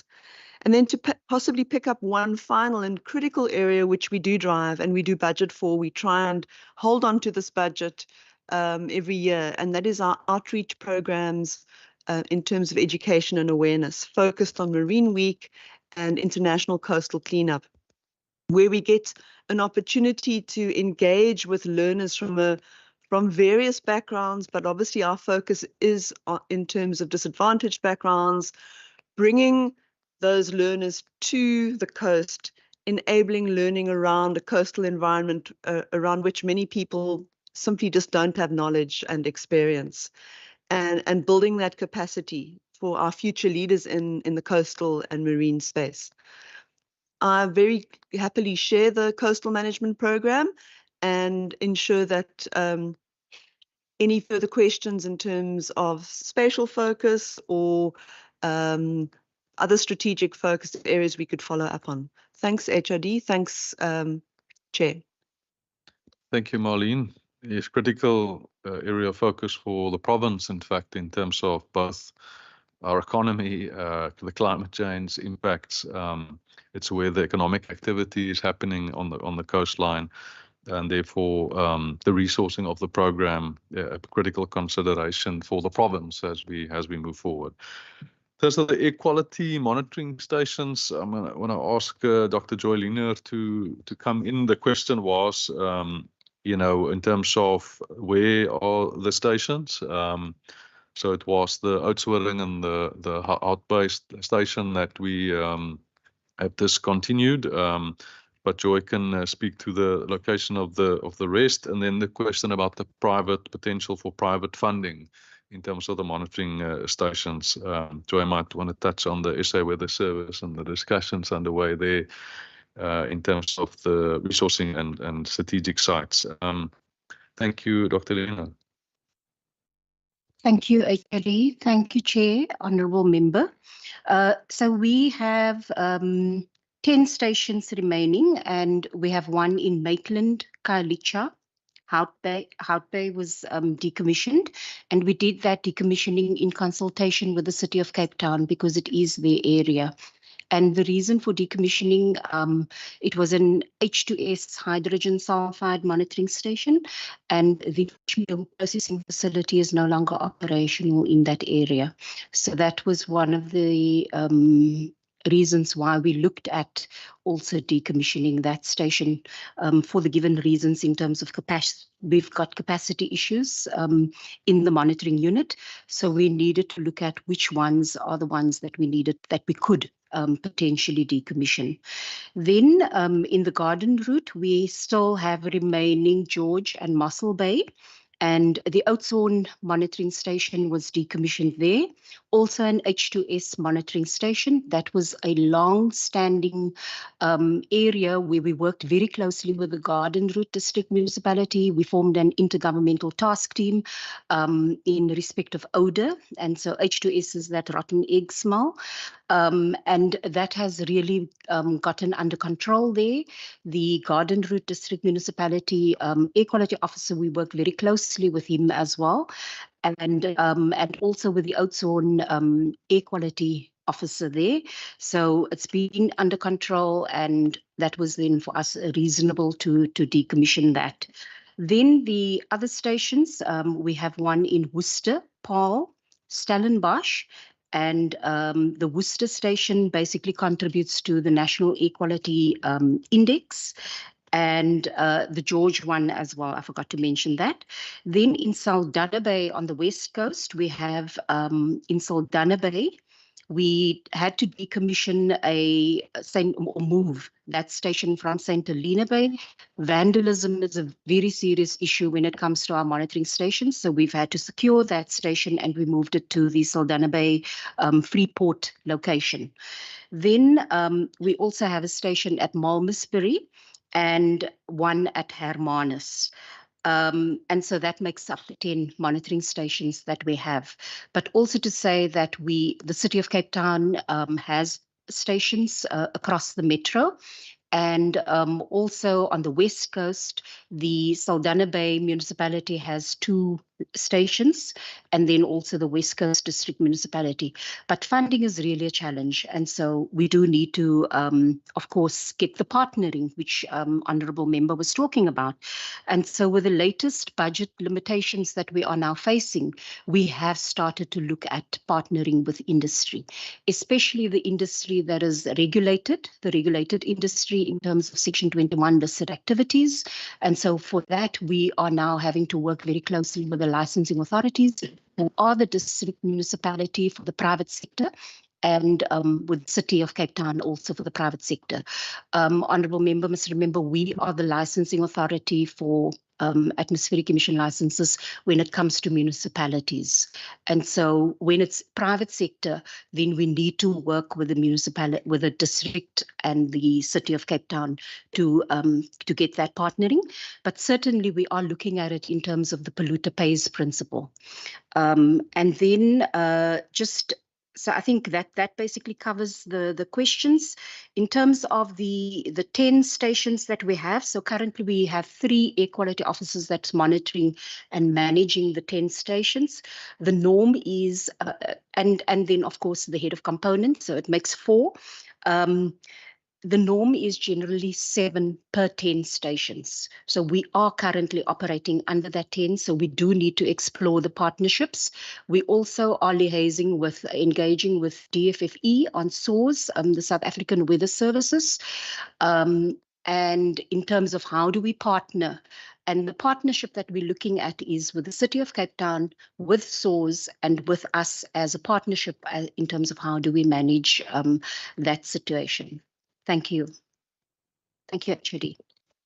Thank you, Dr. Liner.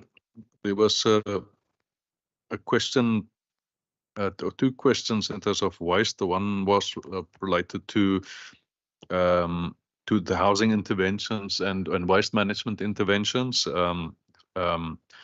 Salim, for you to maybe speak to that, as well as there was a question again on the auditing of the 305 waste management facilities. Page 51 of the annual report. Thank you, Salim. Thank you, HOD. With regards to housing developments and waste management, I think one of the key important, if we look at formal housing, the first important thing is to look at whether when housing developments are established, whether there's enough waste services to be able to take that through. That's key and crucial in the whole sort of formal development process. Informal settlements, of course, requires a different sort of manner in which to ensure that services are kept, and that's always where the challenges are. But in terms of the integrated plans, yeah, it needs to be part of the whole sort of planning process for municipalities in terms of establishing housing needs as such, because and that would mainly be around the issue around disposal of the waste. That needs, and they need to ensure that there's enough space for that particular purpose. There was also a follow-up with regards to the role of the private sector in informal sector recycling. Yes, I think there's a great opportunity, and just last night I was in conversation with a PRO, public responsibility organization, that looks at certain sector streams of waste, who really wants to get more involved in terms of the opportunities that they can foster and bring across, and even offered various funding opportunities to assist where we may not have enough to be able just to drive that process. So yes, there's definitely a need. And also within the informal sector, it's quite important to ensure that there's some form of incentivization, because it's not going to come naturally in terms of people just recycling their waste streams. It's quite important that gets factored in as well. With regards to the question on the 21 audits external audits that's going to be conducted, 13 of those are actually earmarked for this particular financial year, most of them within the West Coast District Municipality, and then the remaining sites will be done in the following financial year. So we are currently in the procurement process, hoping to have that completed by either end November to be able to commence with the auditing as such. Thank you. Thank you, Salim. There was a follow-up question, Chair, by yourself in terms of whether the enforcement action is a strong enough deterrent, specifically, touching on the agricultural sector. And you were also touching on the water quality issues and sedimentation issues, Olifants River, Citrusdal area. A critical part of the law enforcement work on our quarterly engagements with the West Cape agricultural sector is the awareness raising. So every case that we have, we communicate far and wide the fact that we've had these court cases, these actions taken. And if I just look in the last while, because it was also after the floods in June, so we immediately went out and had there was a strategic water resource area engagement in July of this year in Oudtshoorn. We went to go and went to Citrusdal, to the Clan William farmers and the Olifants Water Users Association. We a session with them on the 4th of August. We had a specific session in Ceres on the 23rd of August on the flood damage. And then another session with the Lyvenbos farmers in the Citrusdal Clan William area in terms of the flooding and the legislation, the processes that was held in October.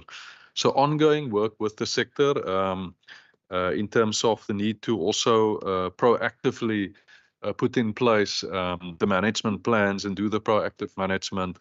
Zahir Tofi, as the director responsible for that area, been extremely busy, and the small team in terms of the Section 30A emergency situation directives. Zahir, maybe to just touch on that work. I'm glad you're still standing because it has been very, very intense in terms of the pressure and the speed with it at which these things need to happen. But Zahir, maybe on the Section 30A directives, I just want to say that we do want to roll out the Berg River, Breda River type programs in the rest of the province. But at this stage, we are limited by the funding allocation. But we are again this year in the budgeting process, bringing through the ecological infrastructure imperatives, the investing in the future, the primary prevention, the prevention of risk and the vulnerability, the managing the vulnerabilities as a key priority for the province. But Zahir, Section 30A directives. Yes, good morning, Chair and HOD. Yes, thank you very much. Yeah, in May and June, we had some extensive floods, and we were just about almost finalizing all of those emergency directives, and then we had an even worse flood now in a few weeks ago in late September as well, around the Heritage Weekend. And so we've been quite busy, my team and I, and we've tried to assist all the farmers. In fact, whilst I was sitting here, I've already received another 5 or 6 requests for emergency directives. I haven't stepped out yet, so I've just texted to say I'll get back to them again. So we are working a crazy day and night trying to assist the farmers. Most of this work, although a lot of it, the replacement of this infrastructure will be like for like, but they also need to put in additional stabilizing structures and all sorts of things that requires normally would have to go under an EIA approval. And so we had to come up with different ways of assisting the farmers out there that they don't do anything unlawful. So we have implemented a measure where people's got direct access to my number, where they call me. They send me some WhatsApp information. I call them back again, and we assist them and provide, the decisions as soon as possible to not delay anything. So we've been quite busy. We have also been liaising with the Department of Agriculture. Also, Chair, you've mentioned earlier on about, for example, in the Olifants River, for a certain section there, the management plan. So we are trying to do that proactively now as well for many of these river systems, to have maintenance management plans in place so that to avoid having to go through these ad hoc, individual applications or requests by farmers, because a lot of the damage, it spans across various farms, and you don't want every farmer necessarily to do their own thing within the rivers. So yes, we are quite busy with these emergency directives, but we still standing. Thanks. Thank you, Zahir. And then just the last questions on the, well, there was a question on the performance bonuses. It's not that people do not score in the performance reviews, you know, where people are highly effective as per the system.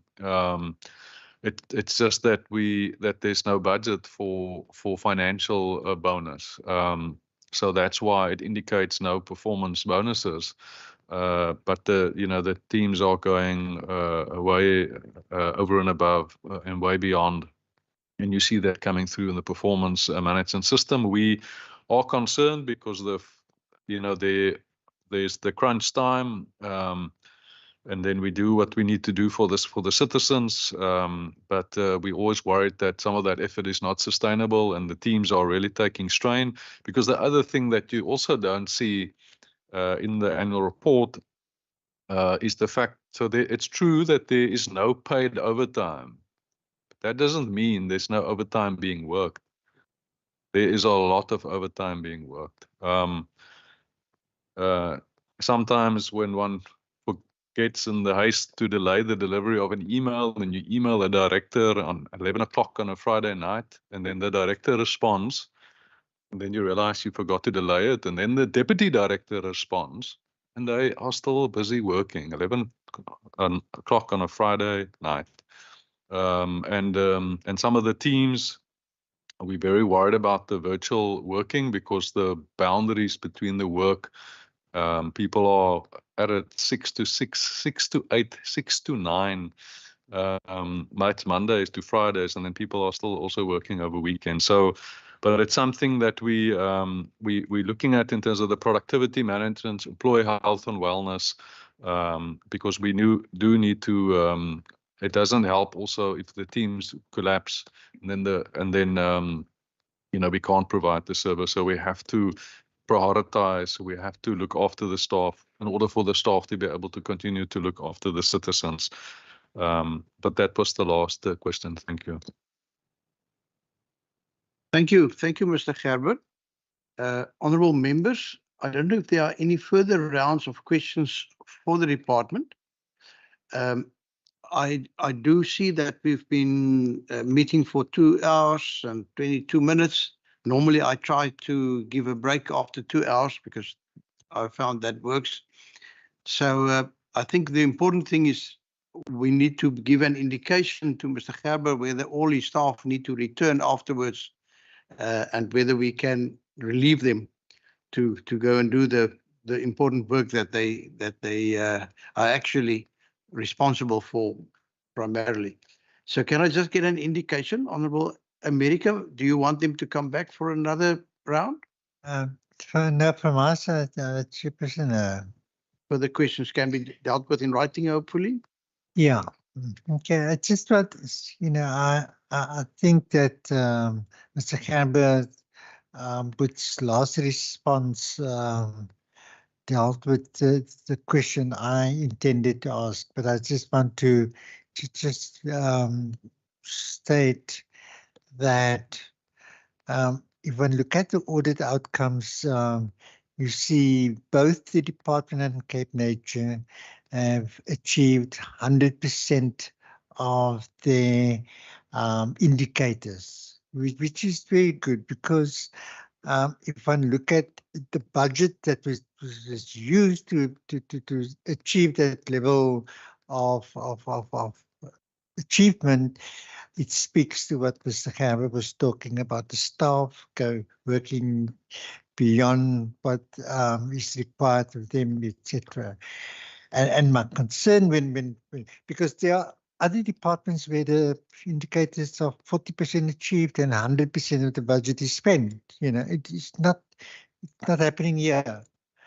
And my concern was, and Mr. Gerber just touched on it, is that we are working with warm bodies, human beings, and that can burn out, and that can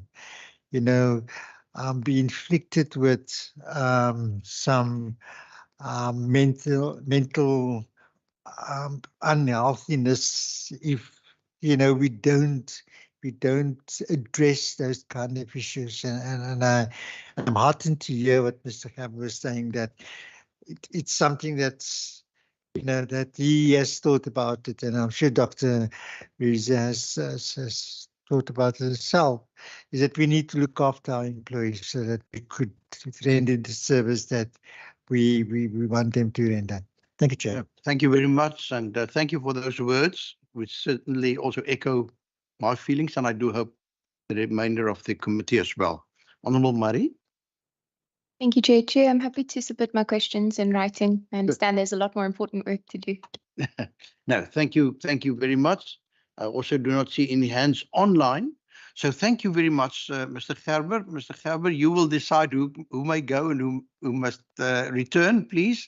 At least I take it that all the Cape Nature staff will be with us after the break. I invite you. There should be some refreshments in the members' lounge down the passage. If I may just ask, we've never mastered the skill of serving quite a number of people in as short a period as possible. So please don't, if I may call it, stay around the urn. Try and move away and rather go and we can even put some of the sugar bowls or something somewhere else. But please, can we try and be back within 15 minutes? That would allow us to continue at 20 to 11. So thank you very much, everybody. See you then for the Cape Nature annual report at 10:40. Thank you. Good.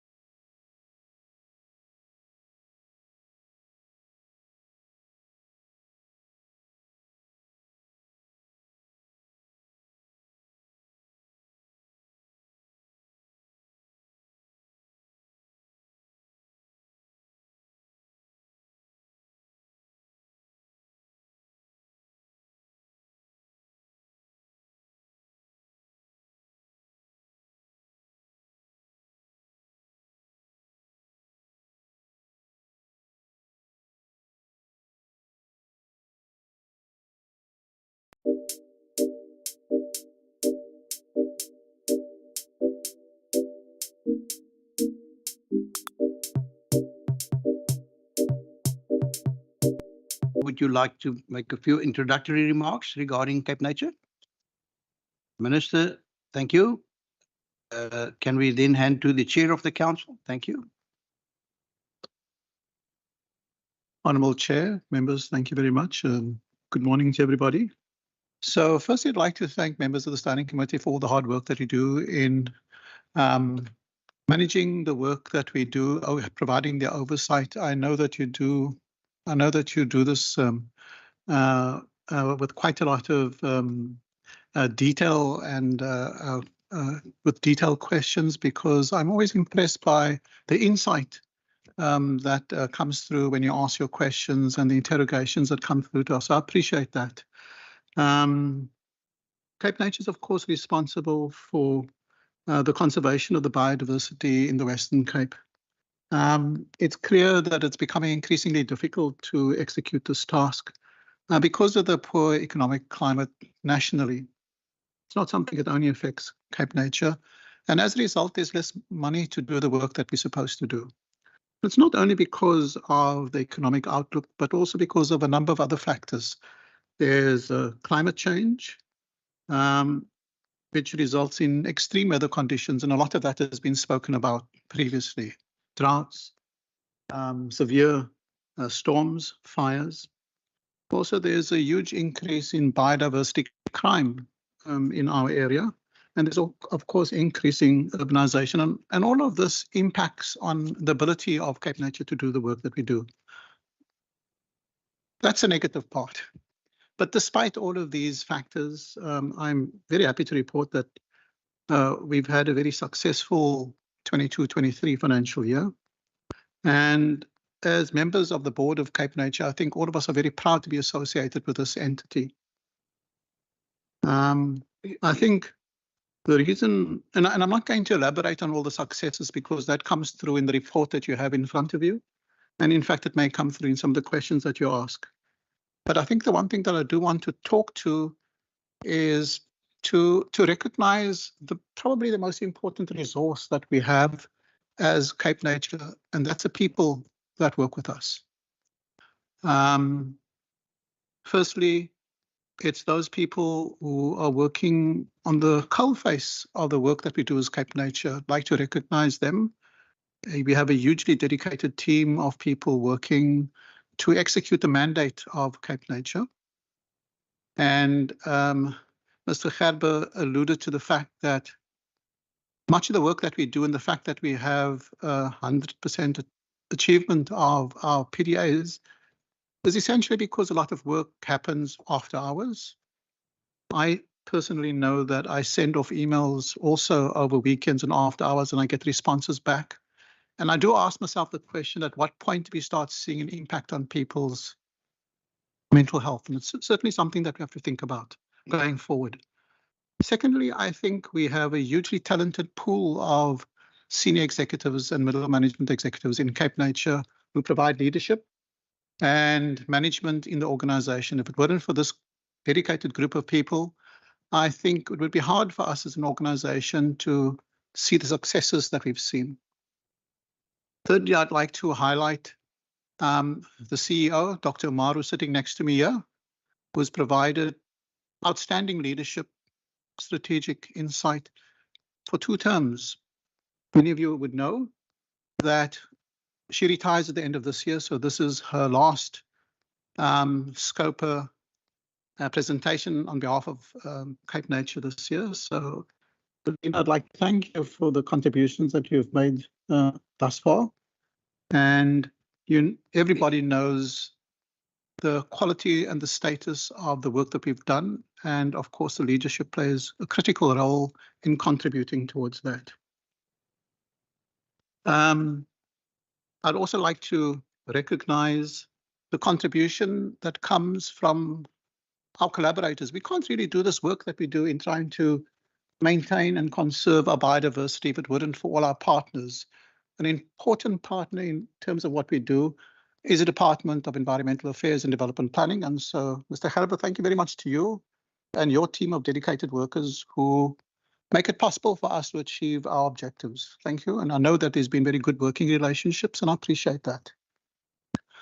And then lastly, to look over at the Minister. Minister, thank you very much for all the contributions and for your support for Cape Nature over the years. I know that on many occasions you've gone out to fight for us and try to make sure that we are able to do what we're supposed to do as it's been mandated in the Constitution. So thank you for that. And also for your leadership and wisdom that comes through in your own quiet way. So thanks for that. And then lastly, I'd like to thank the members of the board who work with me for their dedication, for their time, and for the work that they put in and the time they put in order to allow Cape Nature to do what it does and to provide the oversight. And Chair, I think that would be the end of my address. Thank you very much. Thank you very much, Professor. Dr. Umar, would you like to quickly highlight a few aspects of your annual report? Certainly. Good morning, Chair and honourable members online. Special welcome and good morning to the members of the AG team whom I see here. They are not feared by Cape Nature. They are here to support us in terms of just upping our games in terms of good governance, and we value that.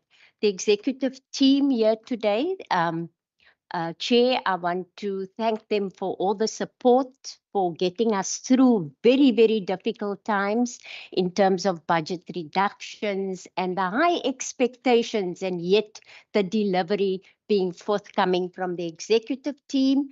And as Professor Hendrik said, the staff on right there in the nature reserves doing the slogging, being confronted not only by biodiversity issues, which is our core mandate, and we proudly do our biodiversity mandate within the Western Cape, but socio-economic challenges, land invasions, etc., etc. And these are our staff who are there first call to defend our core mandate.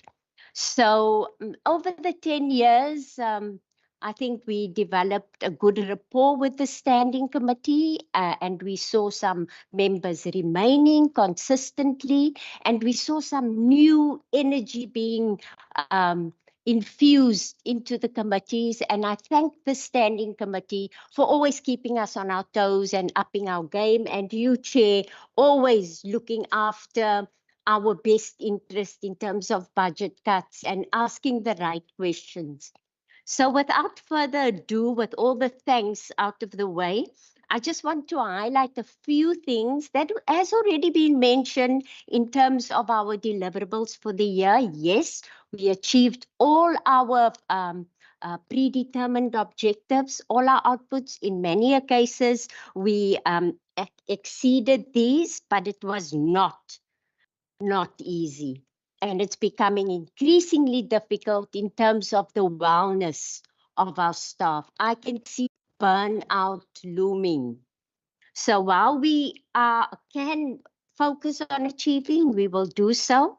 Our mandate is closely aligned and totally in sync with that of the province in terms of employment opportunities, growth for job strategy.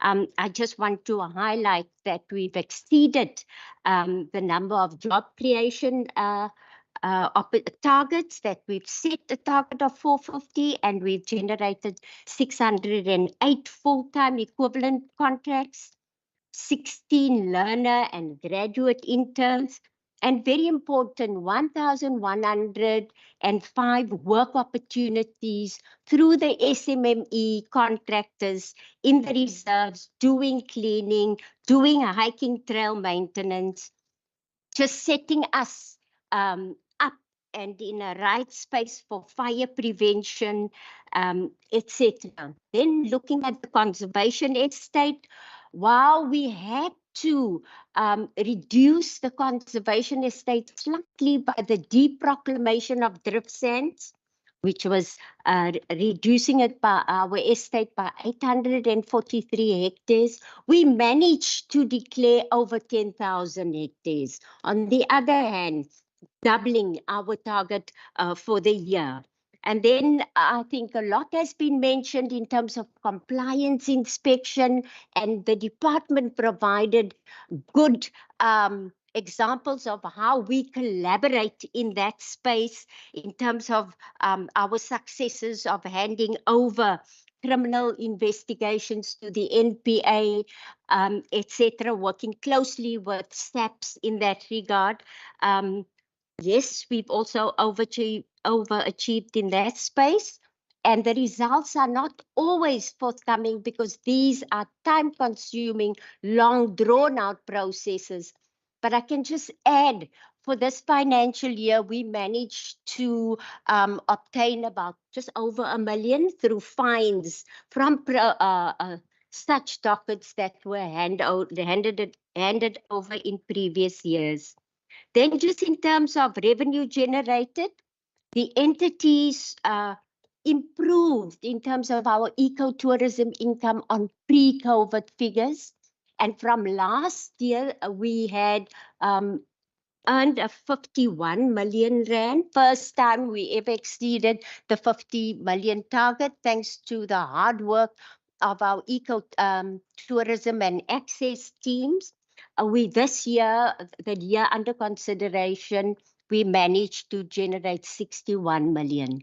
Now that is just, we must still remove all the other expenses, etc. But when we look at the money generated through ecotourism, it goes directly into the deficit that we start off for our conservation operations.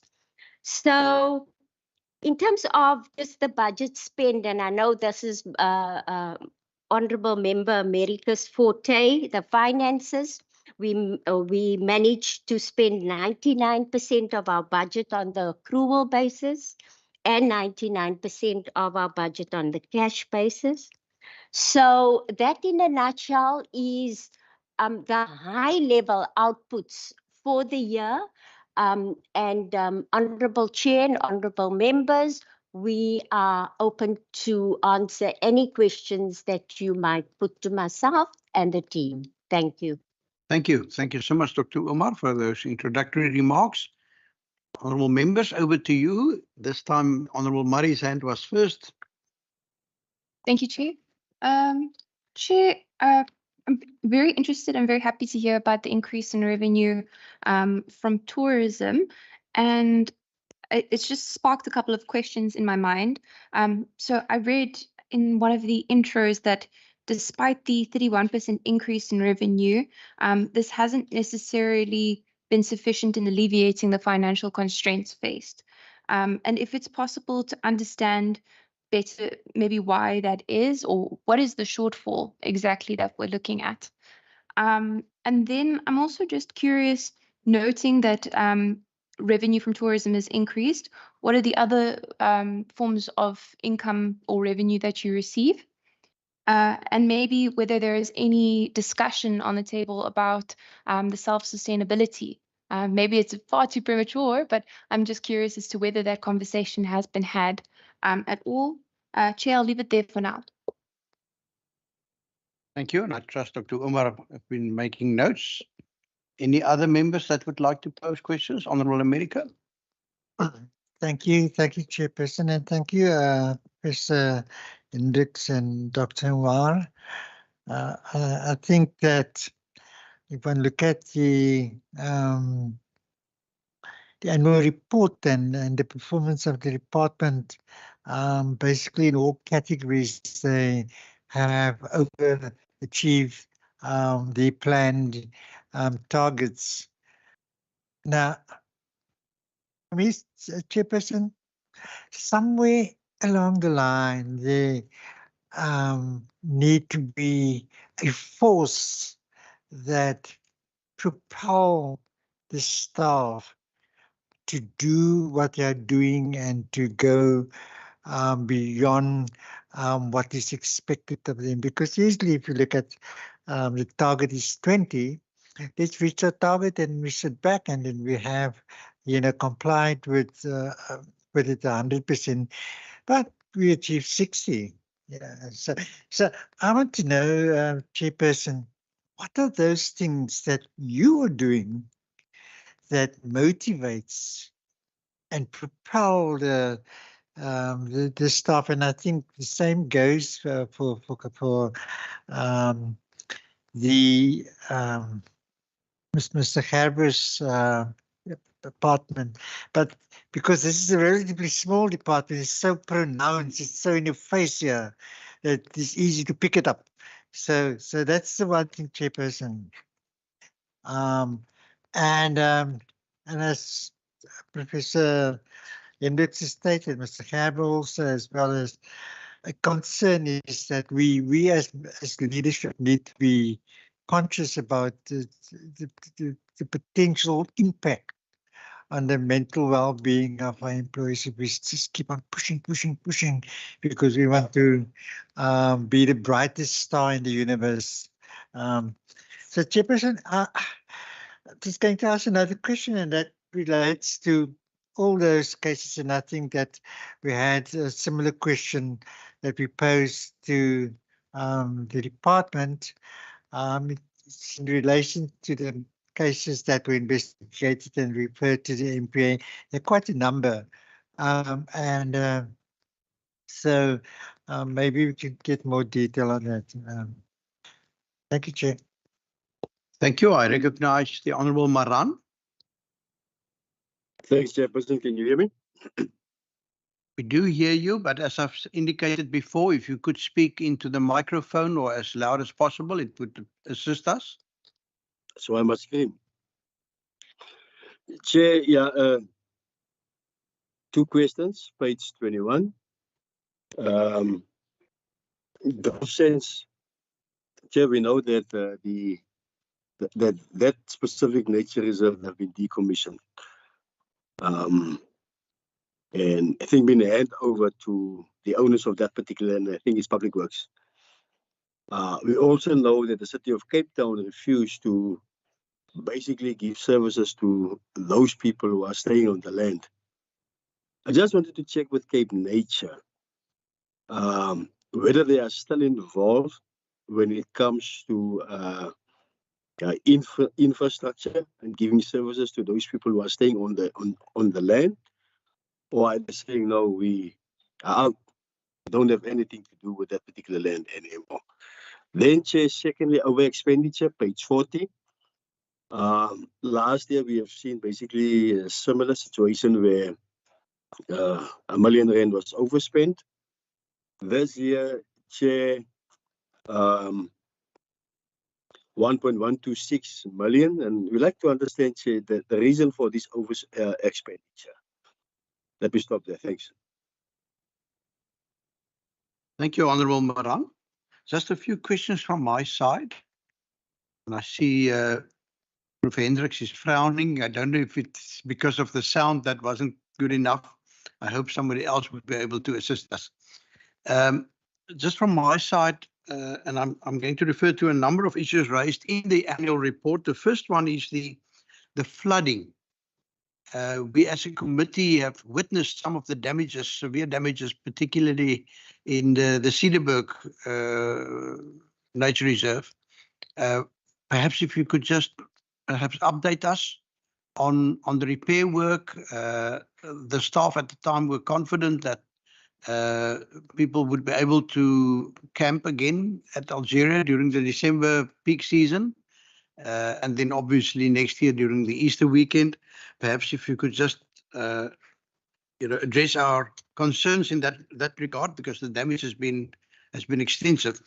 Then also, if you could just perhaps say there's a very interesting statistic in terms of the number of fires on Cape Nature land, where the number has dropped to the same figure that was experienced about 20 years ago, which seems to be bucking the trend, because in general, I think Minister Bradell would say that, we find in general an increase in the risk of fire as the population of the Western Cape is growing, and some people blame climate change for it, etc. Then the third one is just in terms of the permits that you issue once you've done an inspection of the facilities for the keeping of wild animals. Now, perhaps you could just tell us, is it a growing trend that people want to keep wild animals? And perhaps just as a quick sub-question to that one, I do know that Minister Barbara Creasy is very serious in addressing the whole issue of lion breeding, what is called captive breeding, and so on. So perhaps if you could just say, you know, do we have any of those breeders in the Western Cape? Do you issue permits for the keeping specifically of lion in the Western Cape, and what are your views on that? And that is for the first round. Thank you.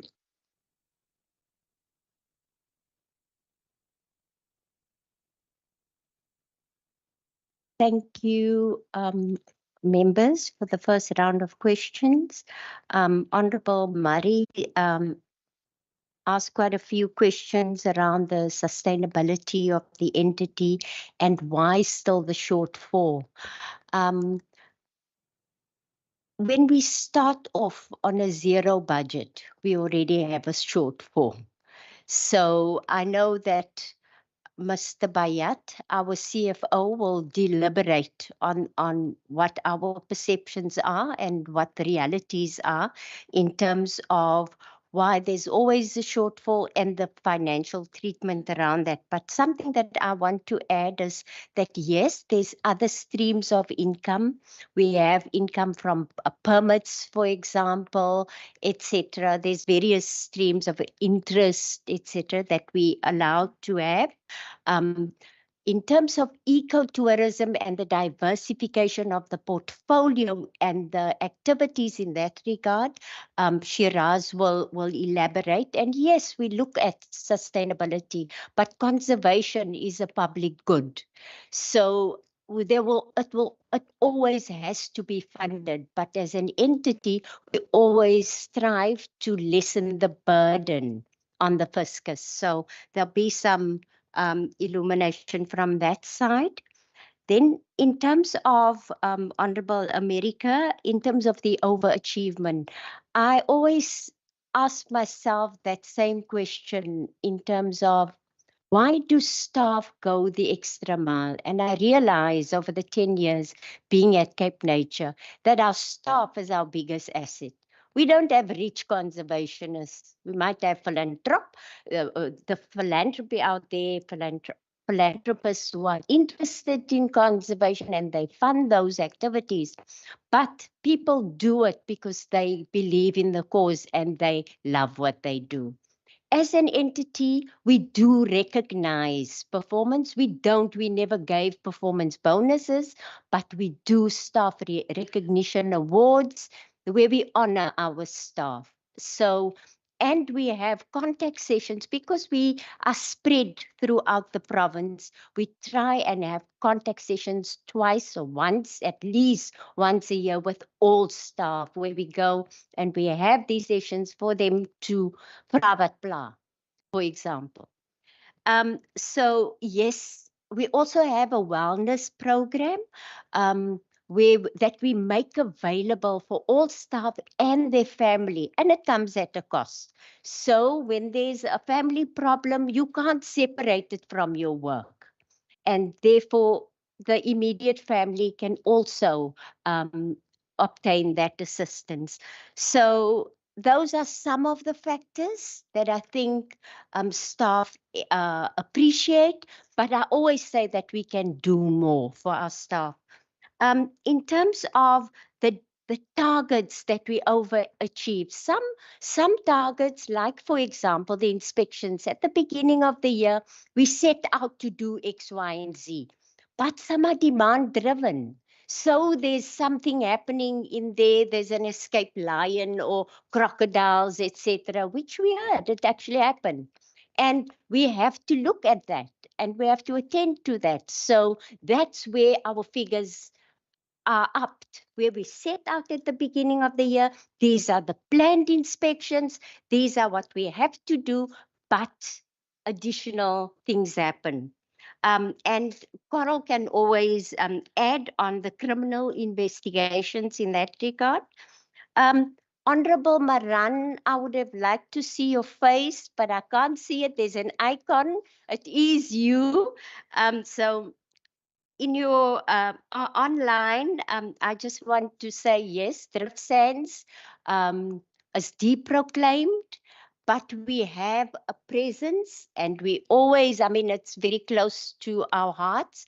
And Natalie, who is our new Executive Director for Conservation Operations, this is Natalie's first session and meeting with the standing committee formally, and she can elaborate on that. In fact, Natalie, in a previous life, used to be our eyes and ears on the whole Drift Sands deproclamation land invasion. So she knows it off by heart, and I'm sure that Natalie will elaborate on that. And then the over expenditure, Honorable Maran, Mr. Bayat, our CFO, will explain that to you. Thanks, Chair.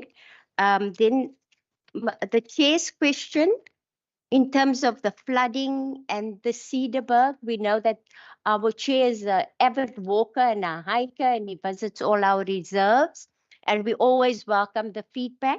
Thank you for that. Shiraz will elaborate on the readiness. There's a program in terms of the reserves that were damaged during June. There was a very tight program when it will reopen. Costings were done in terms of bookings lost, in terms of all the revenue lost to date. But the planning for the camping site for December and Easter, he will elaborate on that. And then the fire patterns. There's a beautiful graph on page 30 in our annual report. Coral, the trends in terms of the fire and the fire regime going into fire season now is monitored very carefully, and we have to because of the huge costs involved in that. And then keeping lions and wild animals, that's also for Coral. So thank you for the questions, and over to the team in that order. Thank you.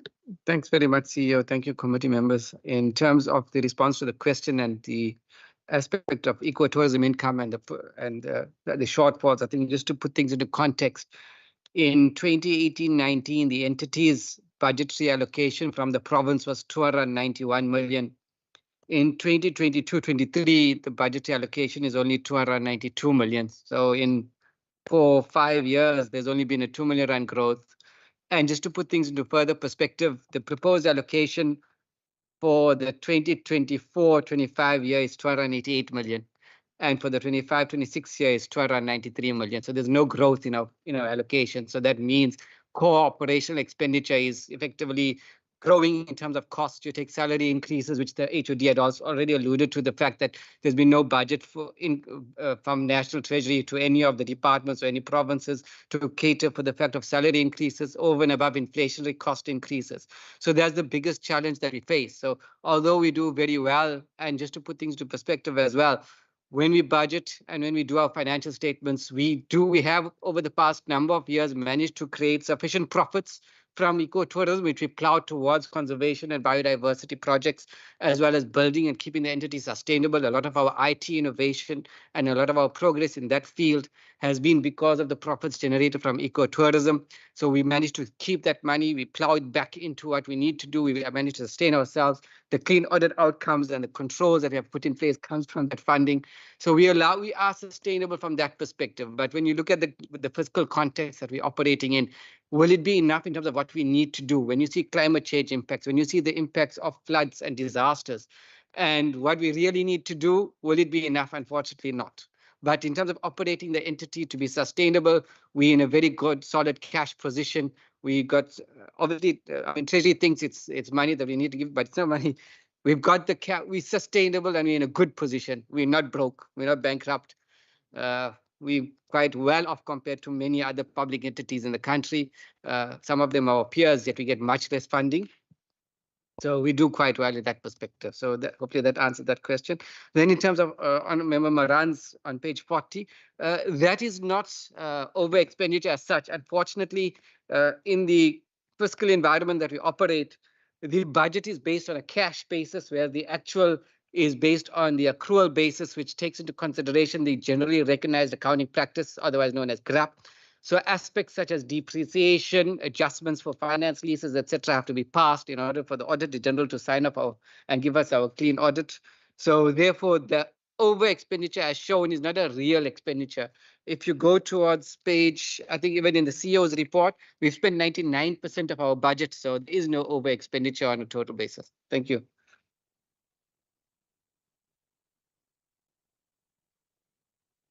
Thank you, Chair. I think just on the tourism matters is that despite our year-on-year growth, I think the risk that we do run is that we putting all our emphasis on tourism as a revenue and income stream. So you're literally putting all your eggs into one basket. We've seen with COVID what has happened and the impact that it has on tourism globally. I think Cape Nature had a very quick response over the last 2 years. It's better than anticipated. And we want to build on that success. But I think for sustainability purpose, we need to seriously start looking at new sources of revenue generation. We have now we're busy putting together a multidisciplinary task team, which includes WESGRO, the Department of Economic Development, DEPI, SATSA from the tourism sector, to assist putting together a terms of reference to look at a tourism investment plan, but it's going to stretch beyond tourism. It's going to look at other opportunities outside of the tourism that we can possibly generate revenue from. So I think that we'll see that over the next 18 to 24 months come through, and then we'll take that and drive with those recommendations. I think maybe just the Chair's question on Cederberg and Algeria updates. We do have a team on ground.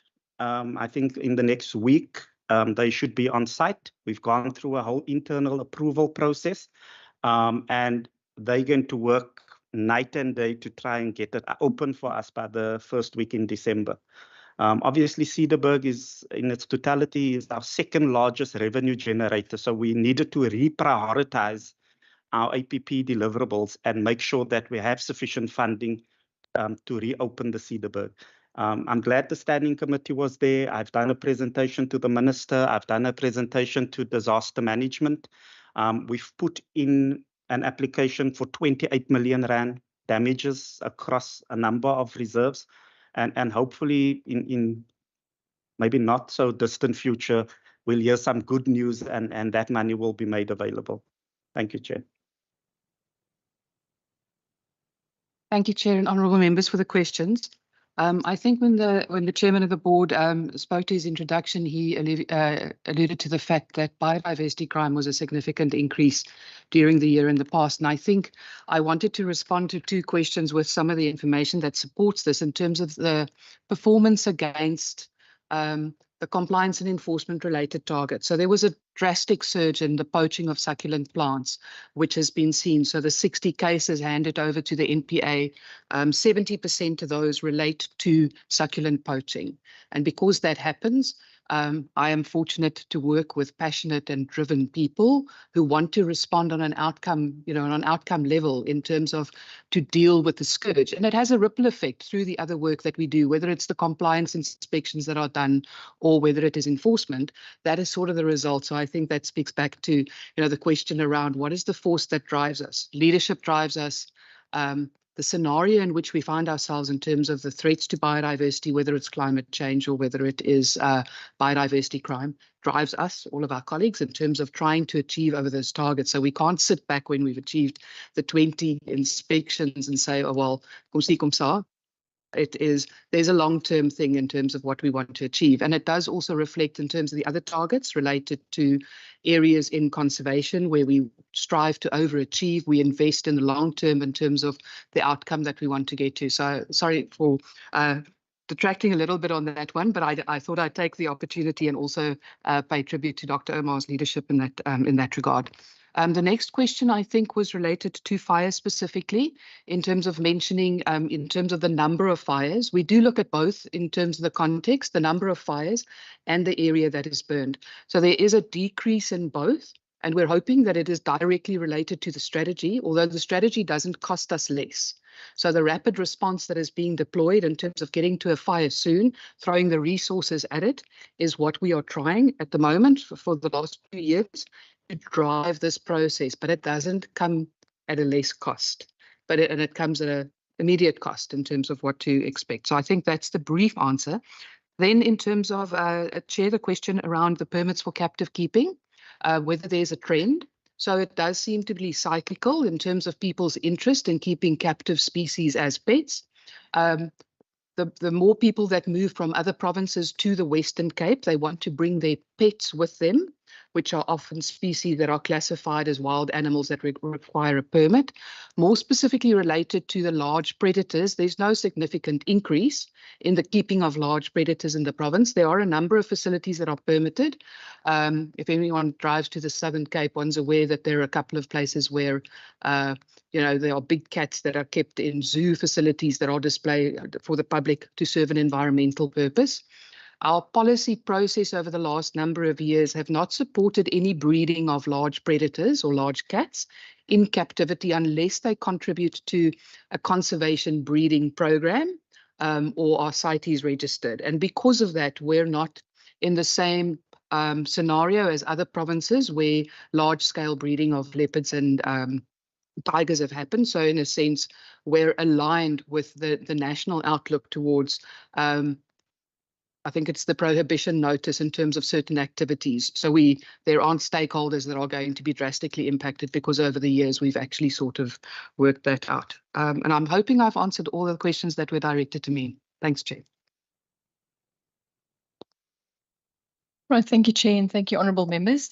So in terms of the question around whether or not Cape Nature is still involved at drift zones and in terms of our role looking after infrastructure and the people and service delivery, so the unlawful occupation really commenced in July 2020, and due to the nature and the scale of the invasion, Cape Nature was no longer in a position to contain the invasion and to manage it on its own.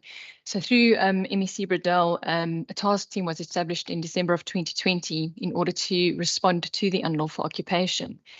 So essentially over time, the solution was, the only solution that was available to government at the time was one of in situ, an in situ solution, meaning that there was no real land available outside of the nature reserve, which meant that the occupation would need to be formalized looking inside the piece of land that had once been a nature reserve.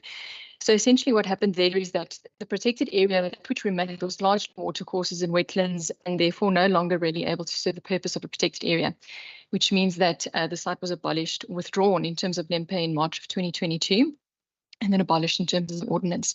So Cape Nature's role on the task team since then has been largely around advising and providing a technical and advisory support role in terms of the biodiversity on the site and looking at an in-situ solution that's going to be sustainable for those who remain on site in terms of the human settlement that currently exists, bearing in mind that much of which remains is the Kells River floodplain and associated wetlands. So trying to achieve a flood attenuation role whilst providing for human settlement. So largely the Departments of Human Settlements and what was then the Department of Transport and Public Works are the key role players in finding the solution there. And the task team, which was driven by DEDP, will be handed over to the relevant department. And then Cape Nature continues to play this land use advice function that it would in any land that is not deemed a nature reserve. So I think that would suffice as Cape Nature's role. Thank you.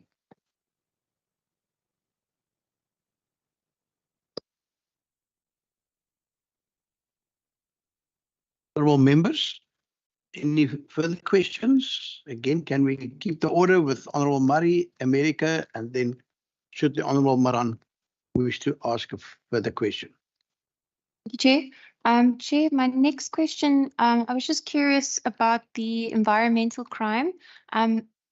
Is this increasing and over what period has it been increasing?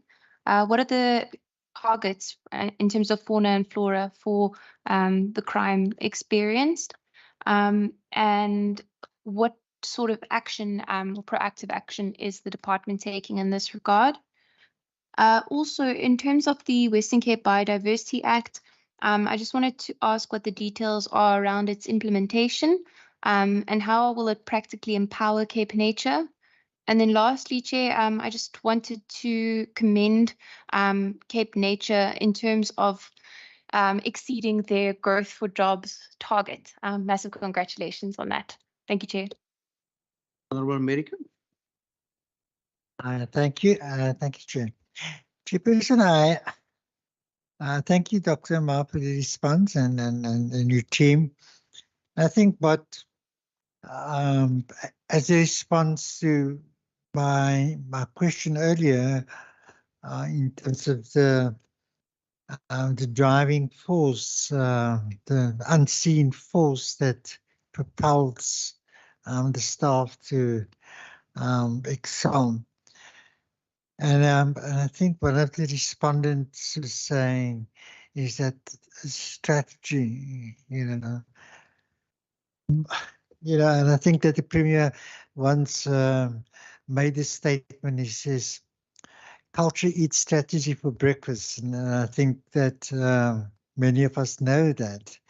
And I think it is not a strategy that necessarily have manifested itself and find expression in the commitment of the staff, but it's a culture that has been created, a culture of excellence, a culture of unselfish service, and I think that through very strongly, not only in Cape Nature, but also in the environmental department.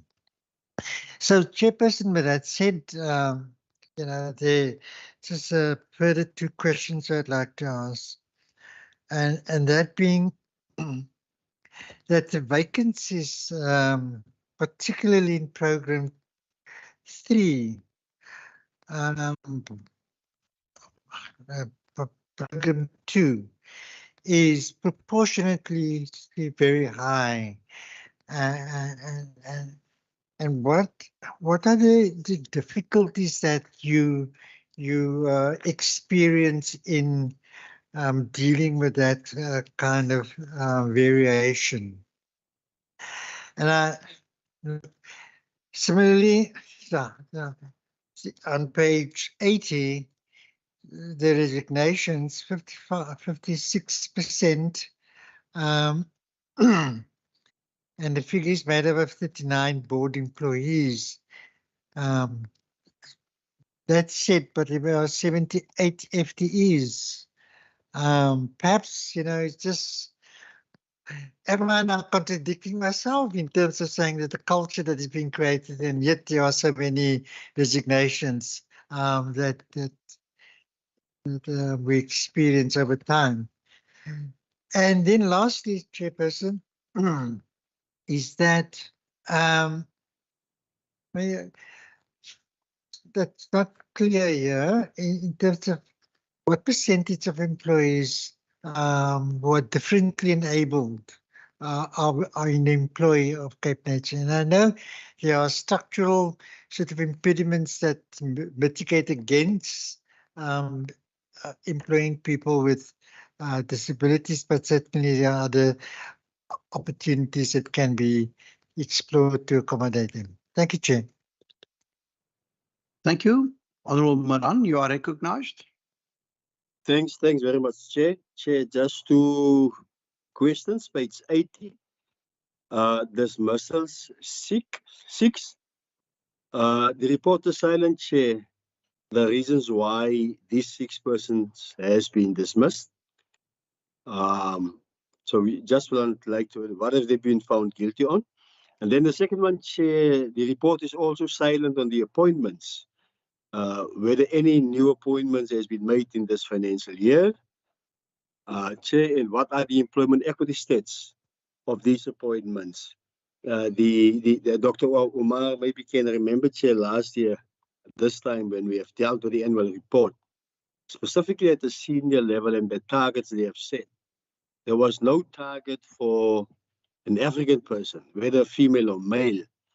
In the discussion at that time, and I was saying that if you don't have a On the organogram, for instance, say you want a specific person, and this, if you don't set targets for Africans, Chair, then the result will be that you will not have an African person on a senior level.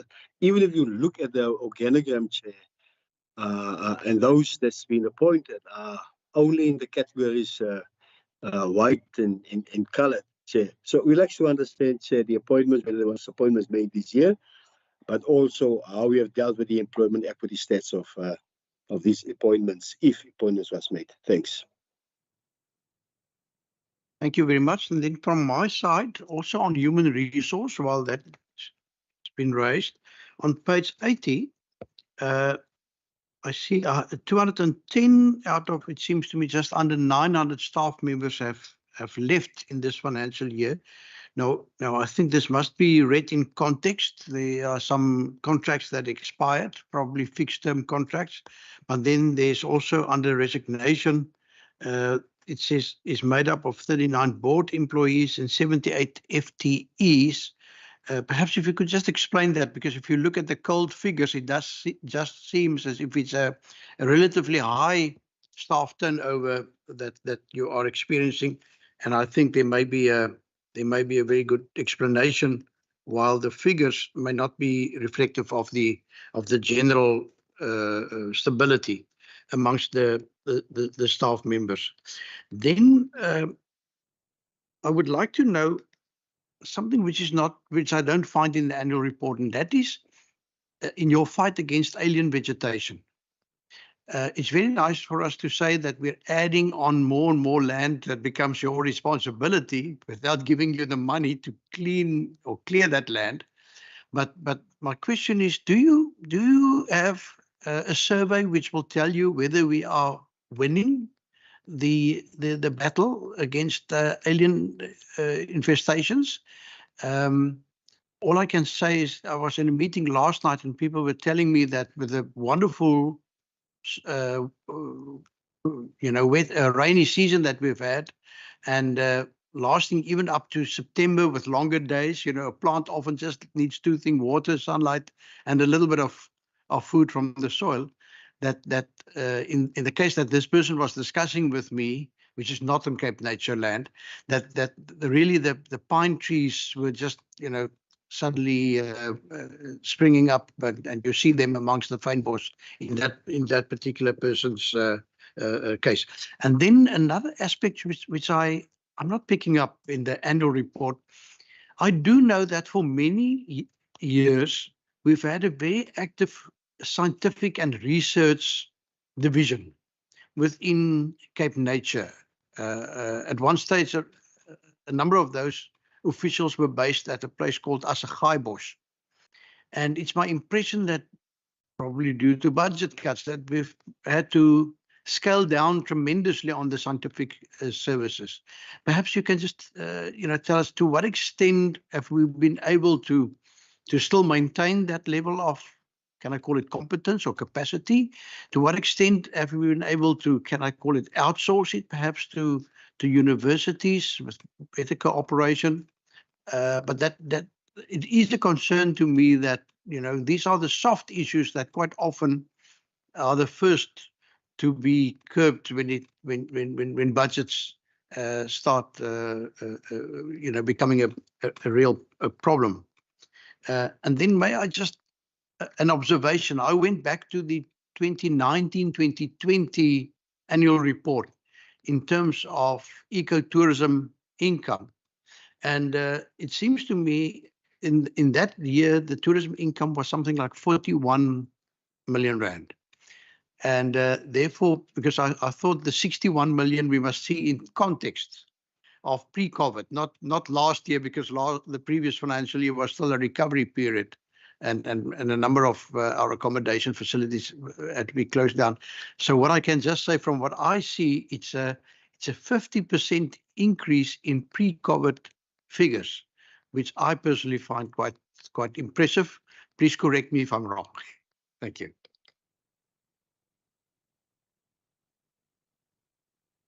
Thank you, Chair.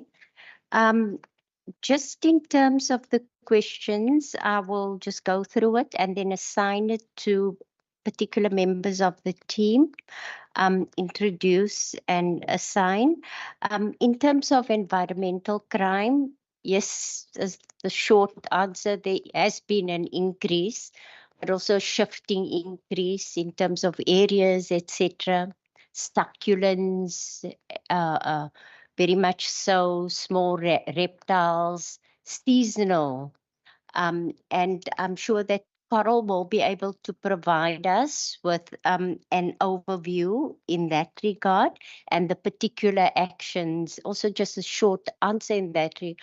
It's very important to have your local communities working closely with the entity, and often 99% of the time they assist us by sort of just, telling us that things are going to happen or assisting us when it's going to happen, and then working very closely with SAPS.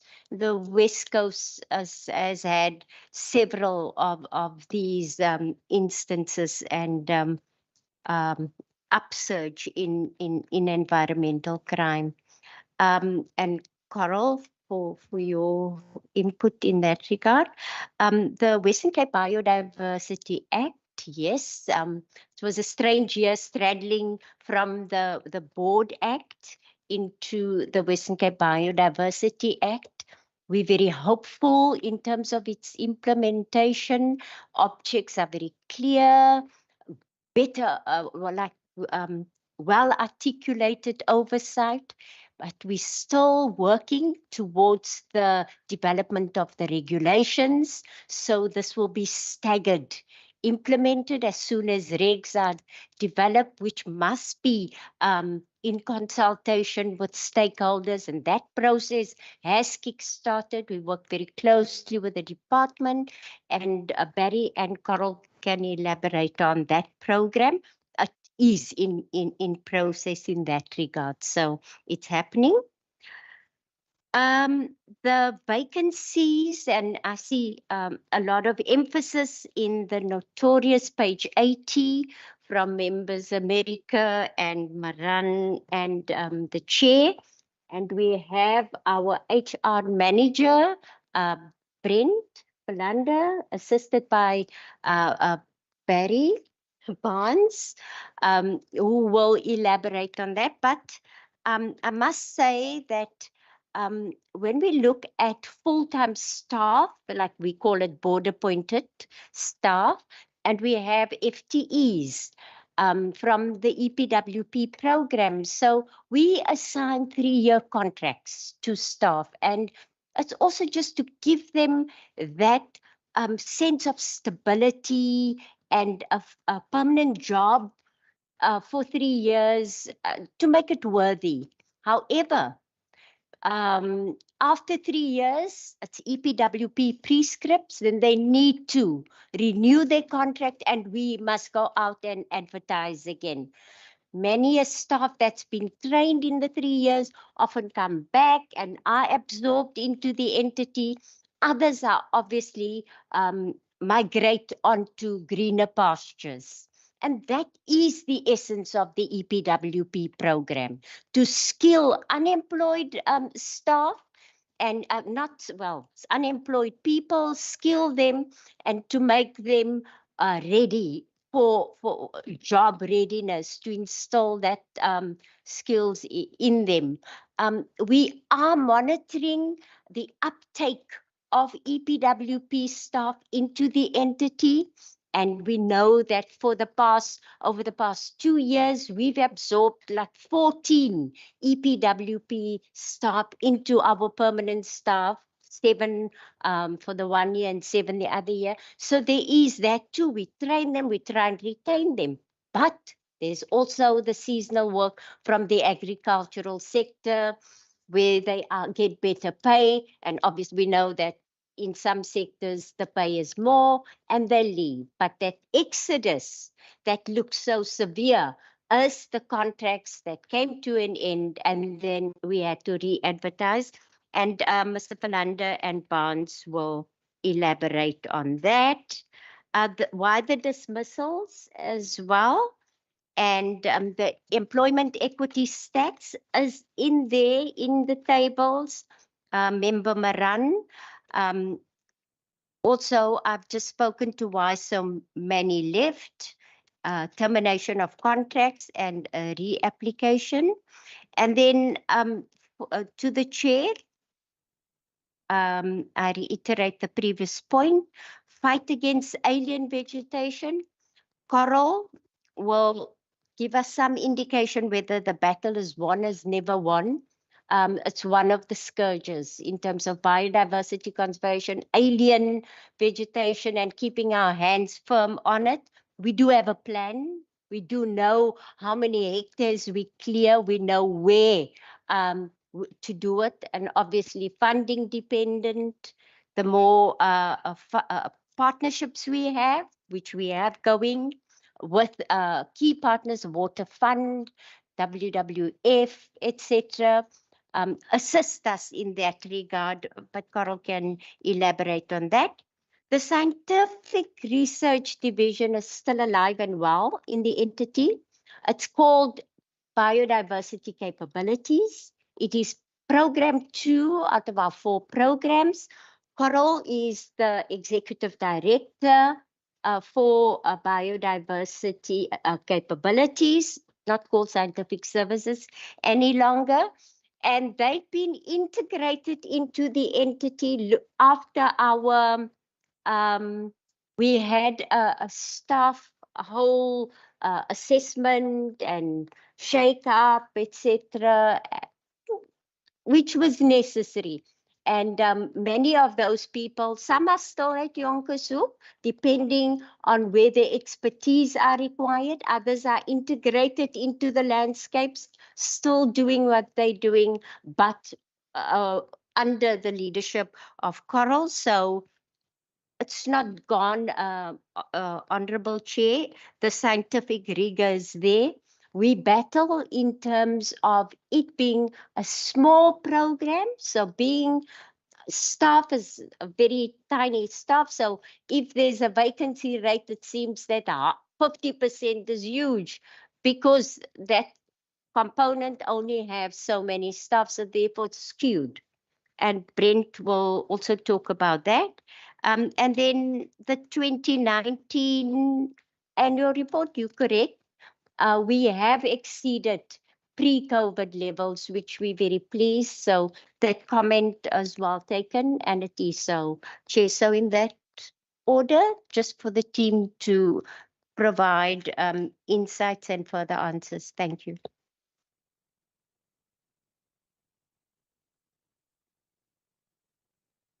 Ryan, Carol?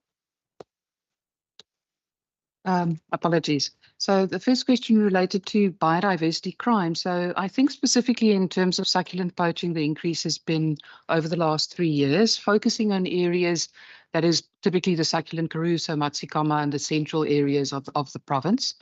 I do have some stats on some of the significant cases that have come out, but they've been quite dramatic in terms of the volume of succulent plants that have been poached by poachers, and the majority of those resulting in rather cases. So the CEO spoke about significant fines that have come back. So the first case was a fine of 2 million, for which there was a million component that would come to the entity. That type of stuff. I'm just trying to think if there was a follow-up section to that. All good. Thank you. And then on the alien invasive plants, so thank you, Chair, for the question. So we do produce an annual state of conservation report, and then every 5 years a state of biodiversity report, which is on our APP. But it is the mechanism that we use to be able to track, to provide these snapshot overviews of what the status is of biodiversity in the province, but also to acknowledge the primary threat being alien invasive plants.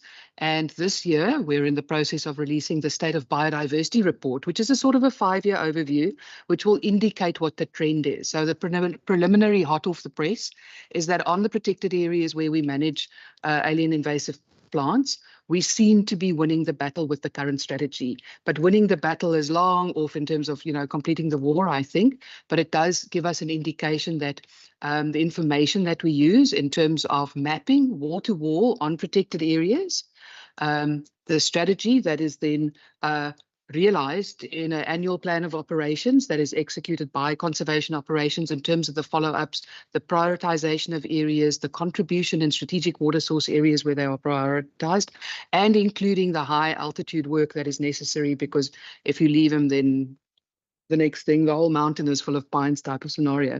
And then acknowledging specific partnerships like the Greater Cape Town Water Fund in terms of their contribution to help with the integrated data management system that is used, because it helps us prioritize.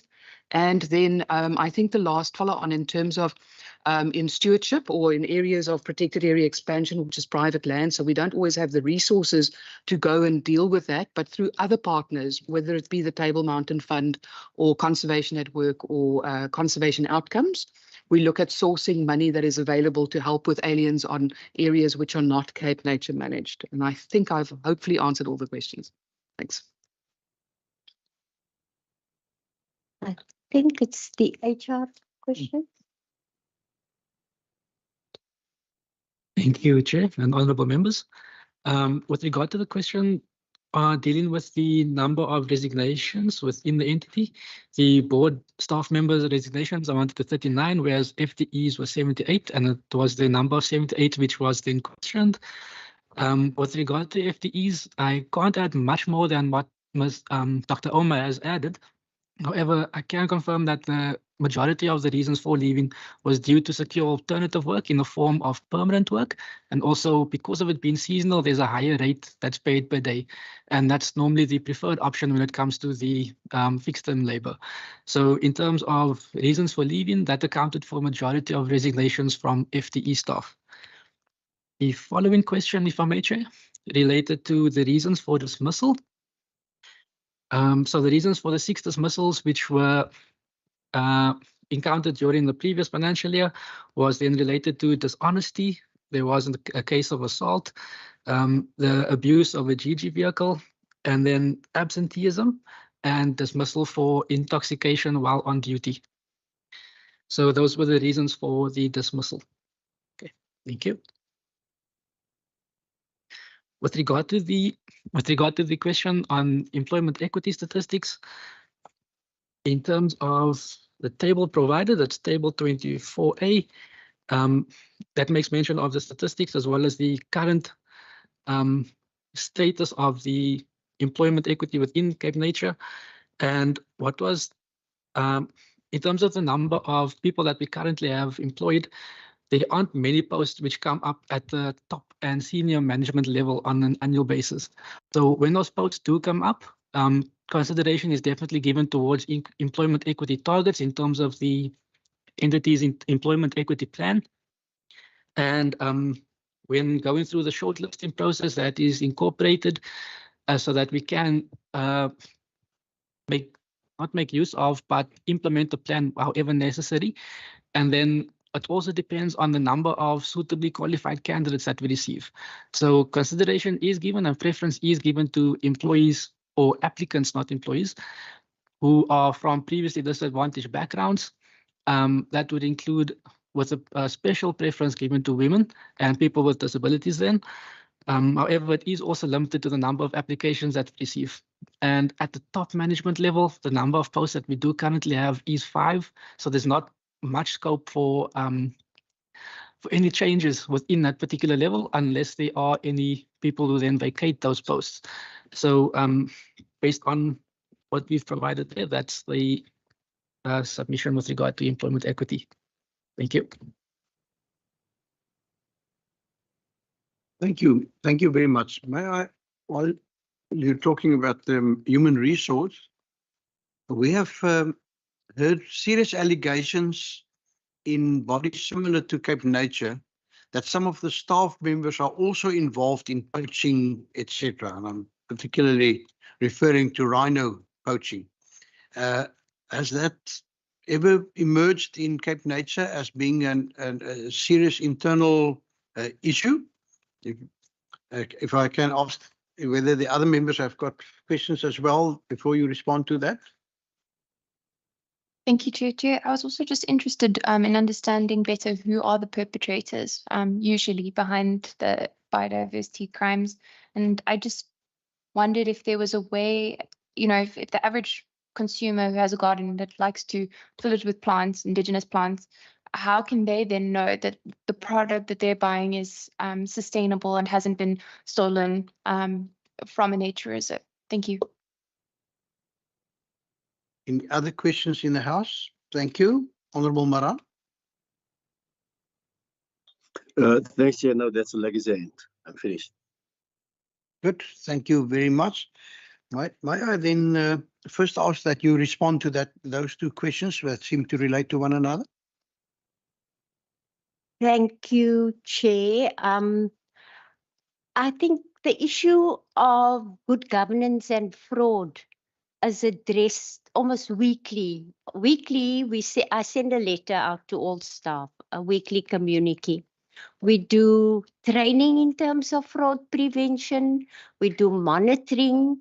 We sort of educate staff how to utilize the fraud line, etc. That's readily available in the province.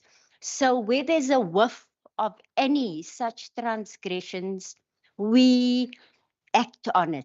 There was one allegation around remotely having some link with abalone poaching.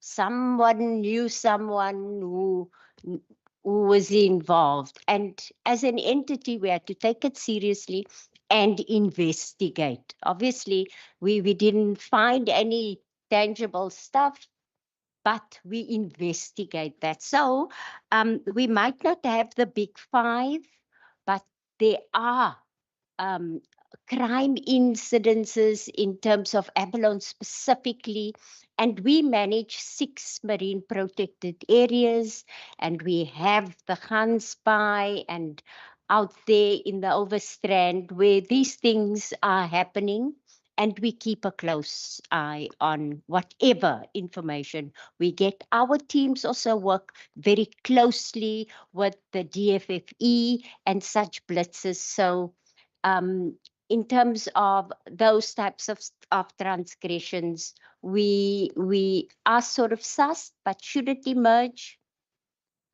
we will deal with it. Right now, I can't say that there's any issue that has happened. Yeah, what was the other one?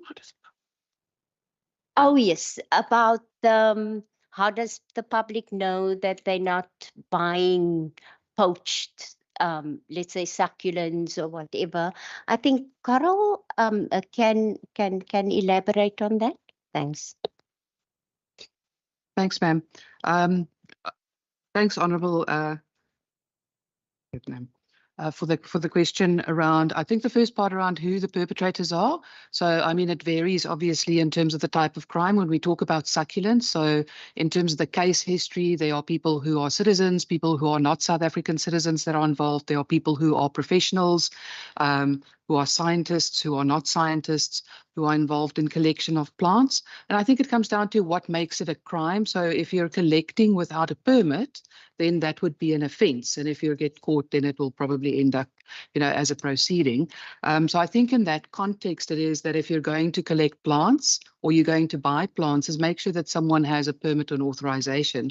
And when it comes to succulent plants, is to go to accredited nurseries that can indicate that they are authorized to sell those species. I mean, there are thousands of species. It's difficult to, to get what is threatened, what is not threatened. But there is so much information in social media available. Like you can take a photograph and AI will be able to identify it and also indicate where it's available, where it's not available. But I think the idea is that the awareness that we're trying to create is if you're going to buy, check that the person who's selling it is authorized to do so. Thank you.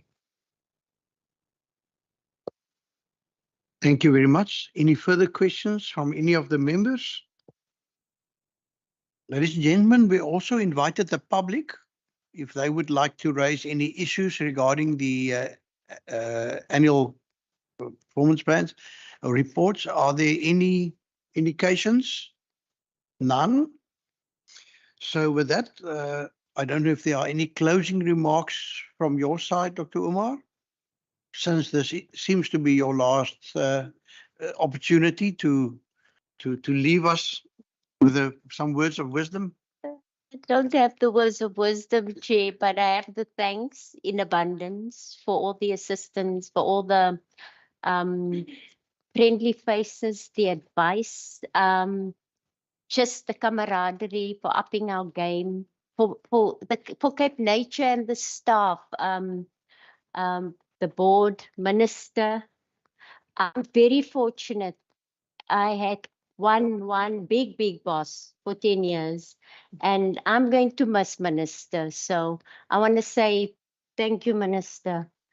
Your support has been really remarkable. I respect you, and I appreciate everything that you did and will be doing for Cape Nature. So thanks to everyone. We're still here this afternoon, so there's still around too. Thanks. Minister? Chairperson, just from our side and on behalf of the department, thank you, Dr. Oma. It was 10 very quick and fantastic years. And when I received the news, I looked at Dr. Oma, but you cannot resign.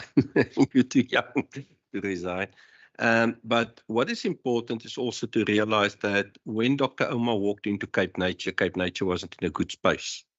And she managed to turn that ship and put it on a very good course. And that speaks volumes to the kind of person you are, Dr. Oma. Also, acting always with a smile, you know. So it's something that I think within Cape Nature and in the Green Scorpions, they've managed to learn how to interact with people, even if they do wrong, and still talk to them with a smile, you know, and not getting into kind of conflict situations with them, etc. Obviously, going forward, as Dr. Oma is going to leave us, there's huge challenges for Cape Nature, all of us. The pressure is on with population growth, economic growth, those things play out in the environment. And how the board is also going to deal with the challenges and manage change and future thinking.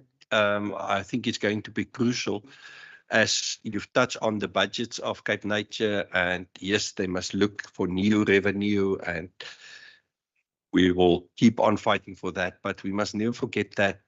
And yes, we must build 5-star resorts where we can cross-subsidize, but it's always a challenge for Cape Nature to keep it affordable for our own people. Our walking trails must not become exclusive. Our parks must not become exclusive. The biggest inheritance we can leave for our children is to open up and get them into the environment so that they understand, so that we can get the behavior change automatically going.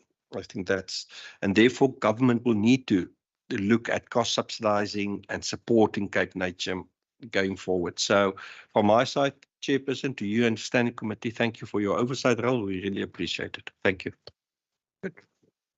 Thank you very much. And then, ladies and gentlemen, we saw it fit to just, since this might be the last occasion that you will be engaging with this committee, to just hand something over. It's been cultivated under controlled circumstances, not been poached, members.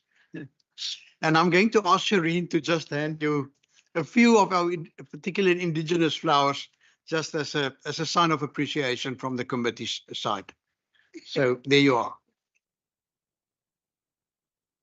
Can I ask for an applause?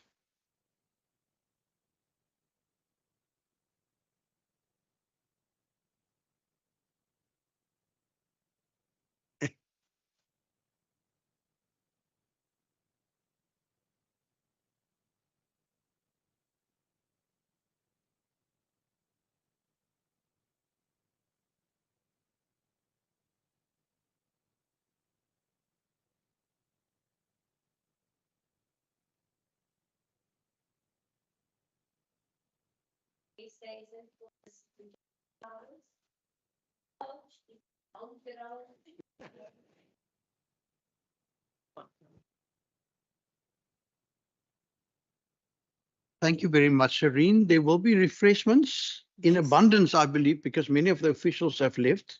But they're coming back for lunch. Are they coming back? Okay. Yes. Yeah. And lunch will be served at 12:30. Chief. So you've got half an hour to lunch, ladies and gentlemen. The committee will remain behind for resolutions. Should members wish to formulate some written questions as follow-up as well. But thank you very much, and we're looking forward to seeing you in the lounge. Quite often those informal discussions are the most valuable. So thank you very much. Thank you for being here today. Thank you.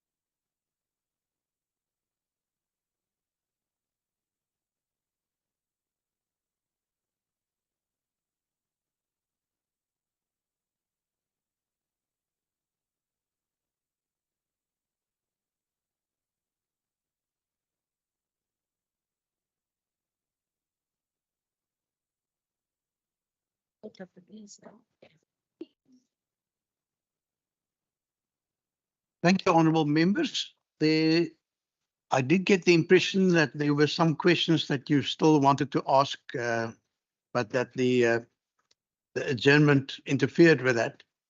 Would you perhaps like to propose them now for us for official consideration? Honourable Murray. Thank you, Chair. My first question to the department was, how will capital expenditure framework, or the CEF, be amended in light of the looming budget cuts? And then also there was a note of 14 new projects for the RCEP program, I think it was. And if we could just get details on who the beneficiaries are and how they were identified. I do have some resolution. May I add a little bit more detail about the project, obviously? Yeah, sorry, just the word detail. I do have resolutions, but I don't know if you just want to focus on questions for now. Continue to resolutions, Shireen can group them. Okay, thank you. The first one was just to commend the department on its, I think it was the S3 Enviro capacity building activities. Sorry, no, I'm struggling with my handwriting. It's the environmental capacity building activities. So they had a target of 12 and they exceeded it and gotten 53. So just to commend them and to congratulate them on their clean audit. They offered to send us the coastal management sorry, my English isn't Englishing. The Marine Coastal Provincial, yes, that's the one. They offered to send that, so if they could please. And that's it from my side. Thank you. Thank you. Anything from your side, Honourable American? Well, good, Chair. I will just go through it, and if there's anything, I'll mail it. Good. Thank you. Shall we just note in our resolutions our appreciation for both the department and Cape Nature for presenting to us. Secondly, for achieving all their targets in this year under review. I think it just for the record that we as a committee recognize that. Good. Agreed. Thank you. Are there any other from our members that are online? I see you are unmuted, Honourable de Villiers. No. Thank you, Mr. Chair. I just wanted to actually also express my appreciation for the work that they've done, and but it's already been mentioned, so it's already been noted as a resolution. Thank you, Honourable de Villiers, and I would like to add that I think again when we go through these annual reports, I was again just struck by the absolute privilege that we all have for that we can reside in a in a province with this kind of environmental awareness, environmental beauty, diversity, but then also that we take note of the responsibilities that this actually puts on all of us in terms of conservation and preservation of what is really, I think, internationally recognized as a unique biodiversity that we have. Then I also just on the questions would like to ask, we know that the Biodiversity Act that we passed earlier in this term, that it's being introduced piecemeal. And I wonder if we could just get a summary of which sections have already been, would the right word be promulgated or enacted, and because they are still working on some of the regulations, and therefore certain aspects of that act has apparently not yet been implemented. So perhaps if we could just get an indication of where we are currently, and perhaps if they can give us a little bit of a envisaged rollout of or implementation of that act. Okay. Then I want to say to you, honourable members, thank you very much. Honourable Maran, I've been informed of your personal circumstances, why you were unable to travel to Cape Town. Best of luck there, and may the recovery be according to plan. Thank you very much for joining us online. Same to you, Honourable de Villiers, and a particular word of appreciation to my colleagues who were also tempted to join us online, but I really appreciate the fact that it wasn't only me and Shireen representing the Western Cape Provincial Parliament together with Nomfundo in this meeting. And you're also invited for lunch, and then we'll see some of you at 2 o'clock. Is it? Okay, good. Thank you. Thank you very much. The meeting is adjourned. Thank you, Chair. Thank you, Shireen. Thank you, colleagues. Bye.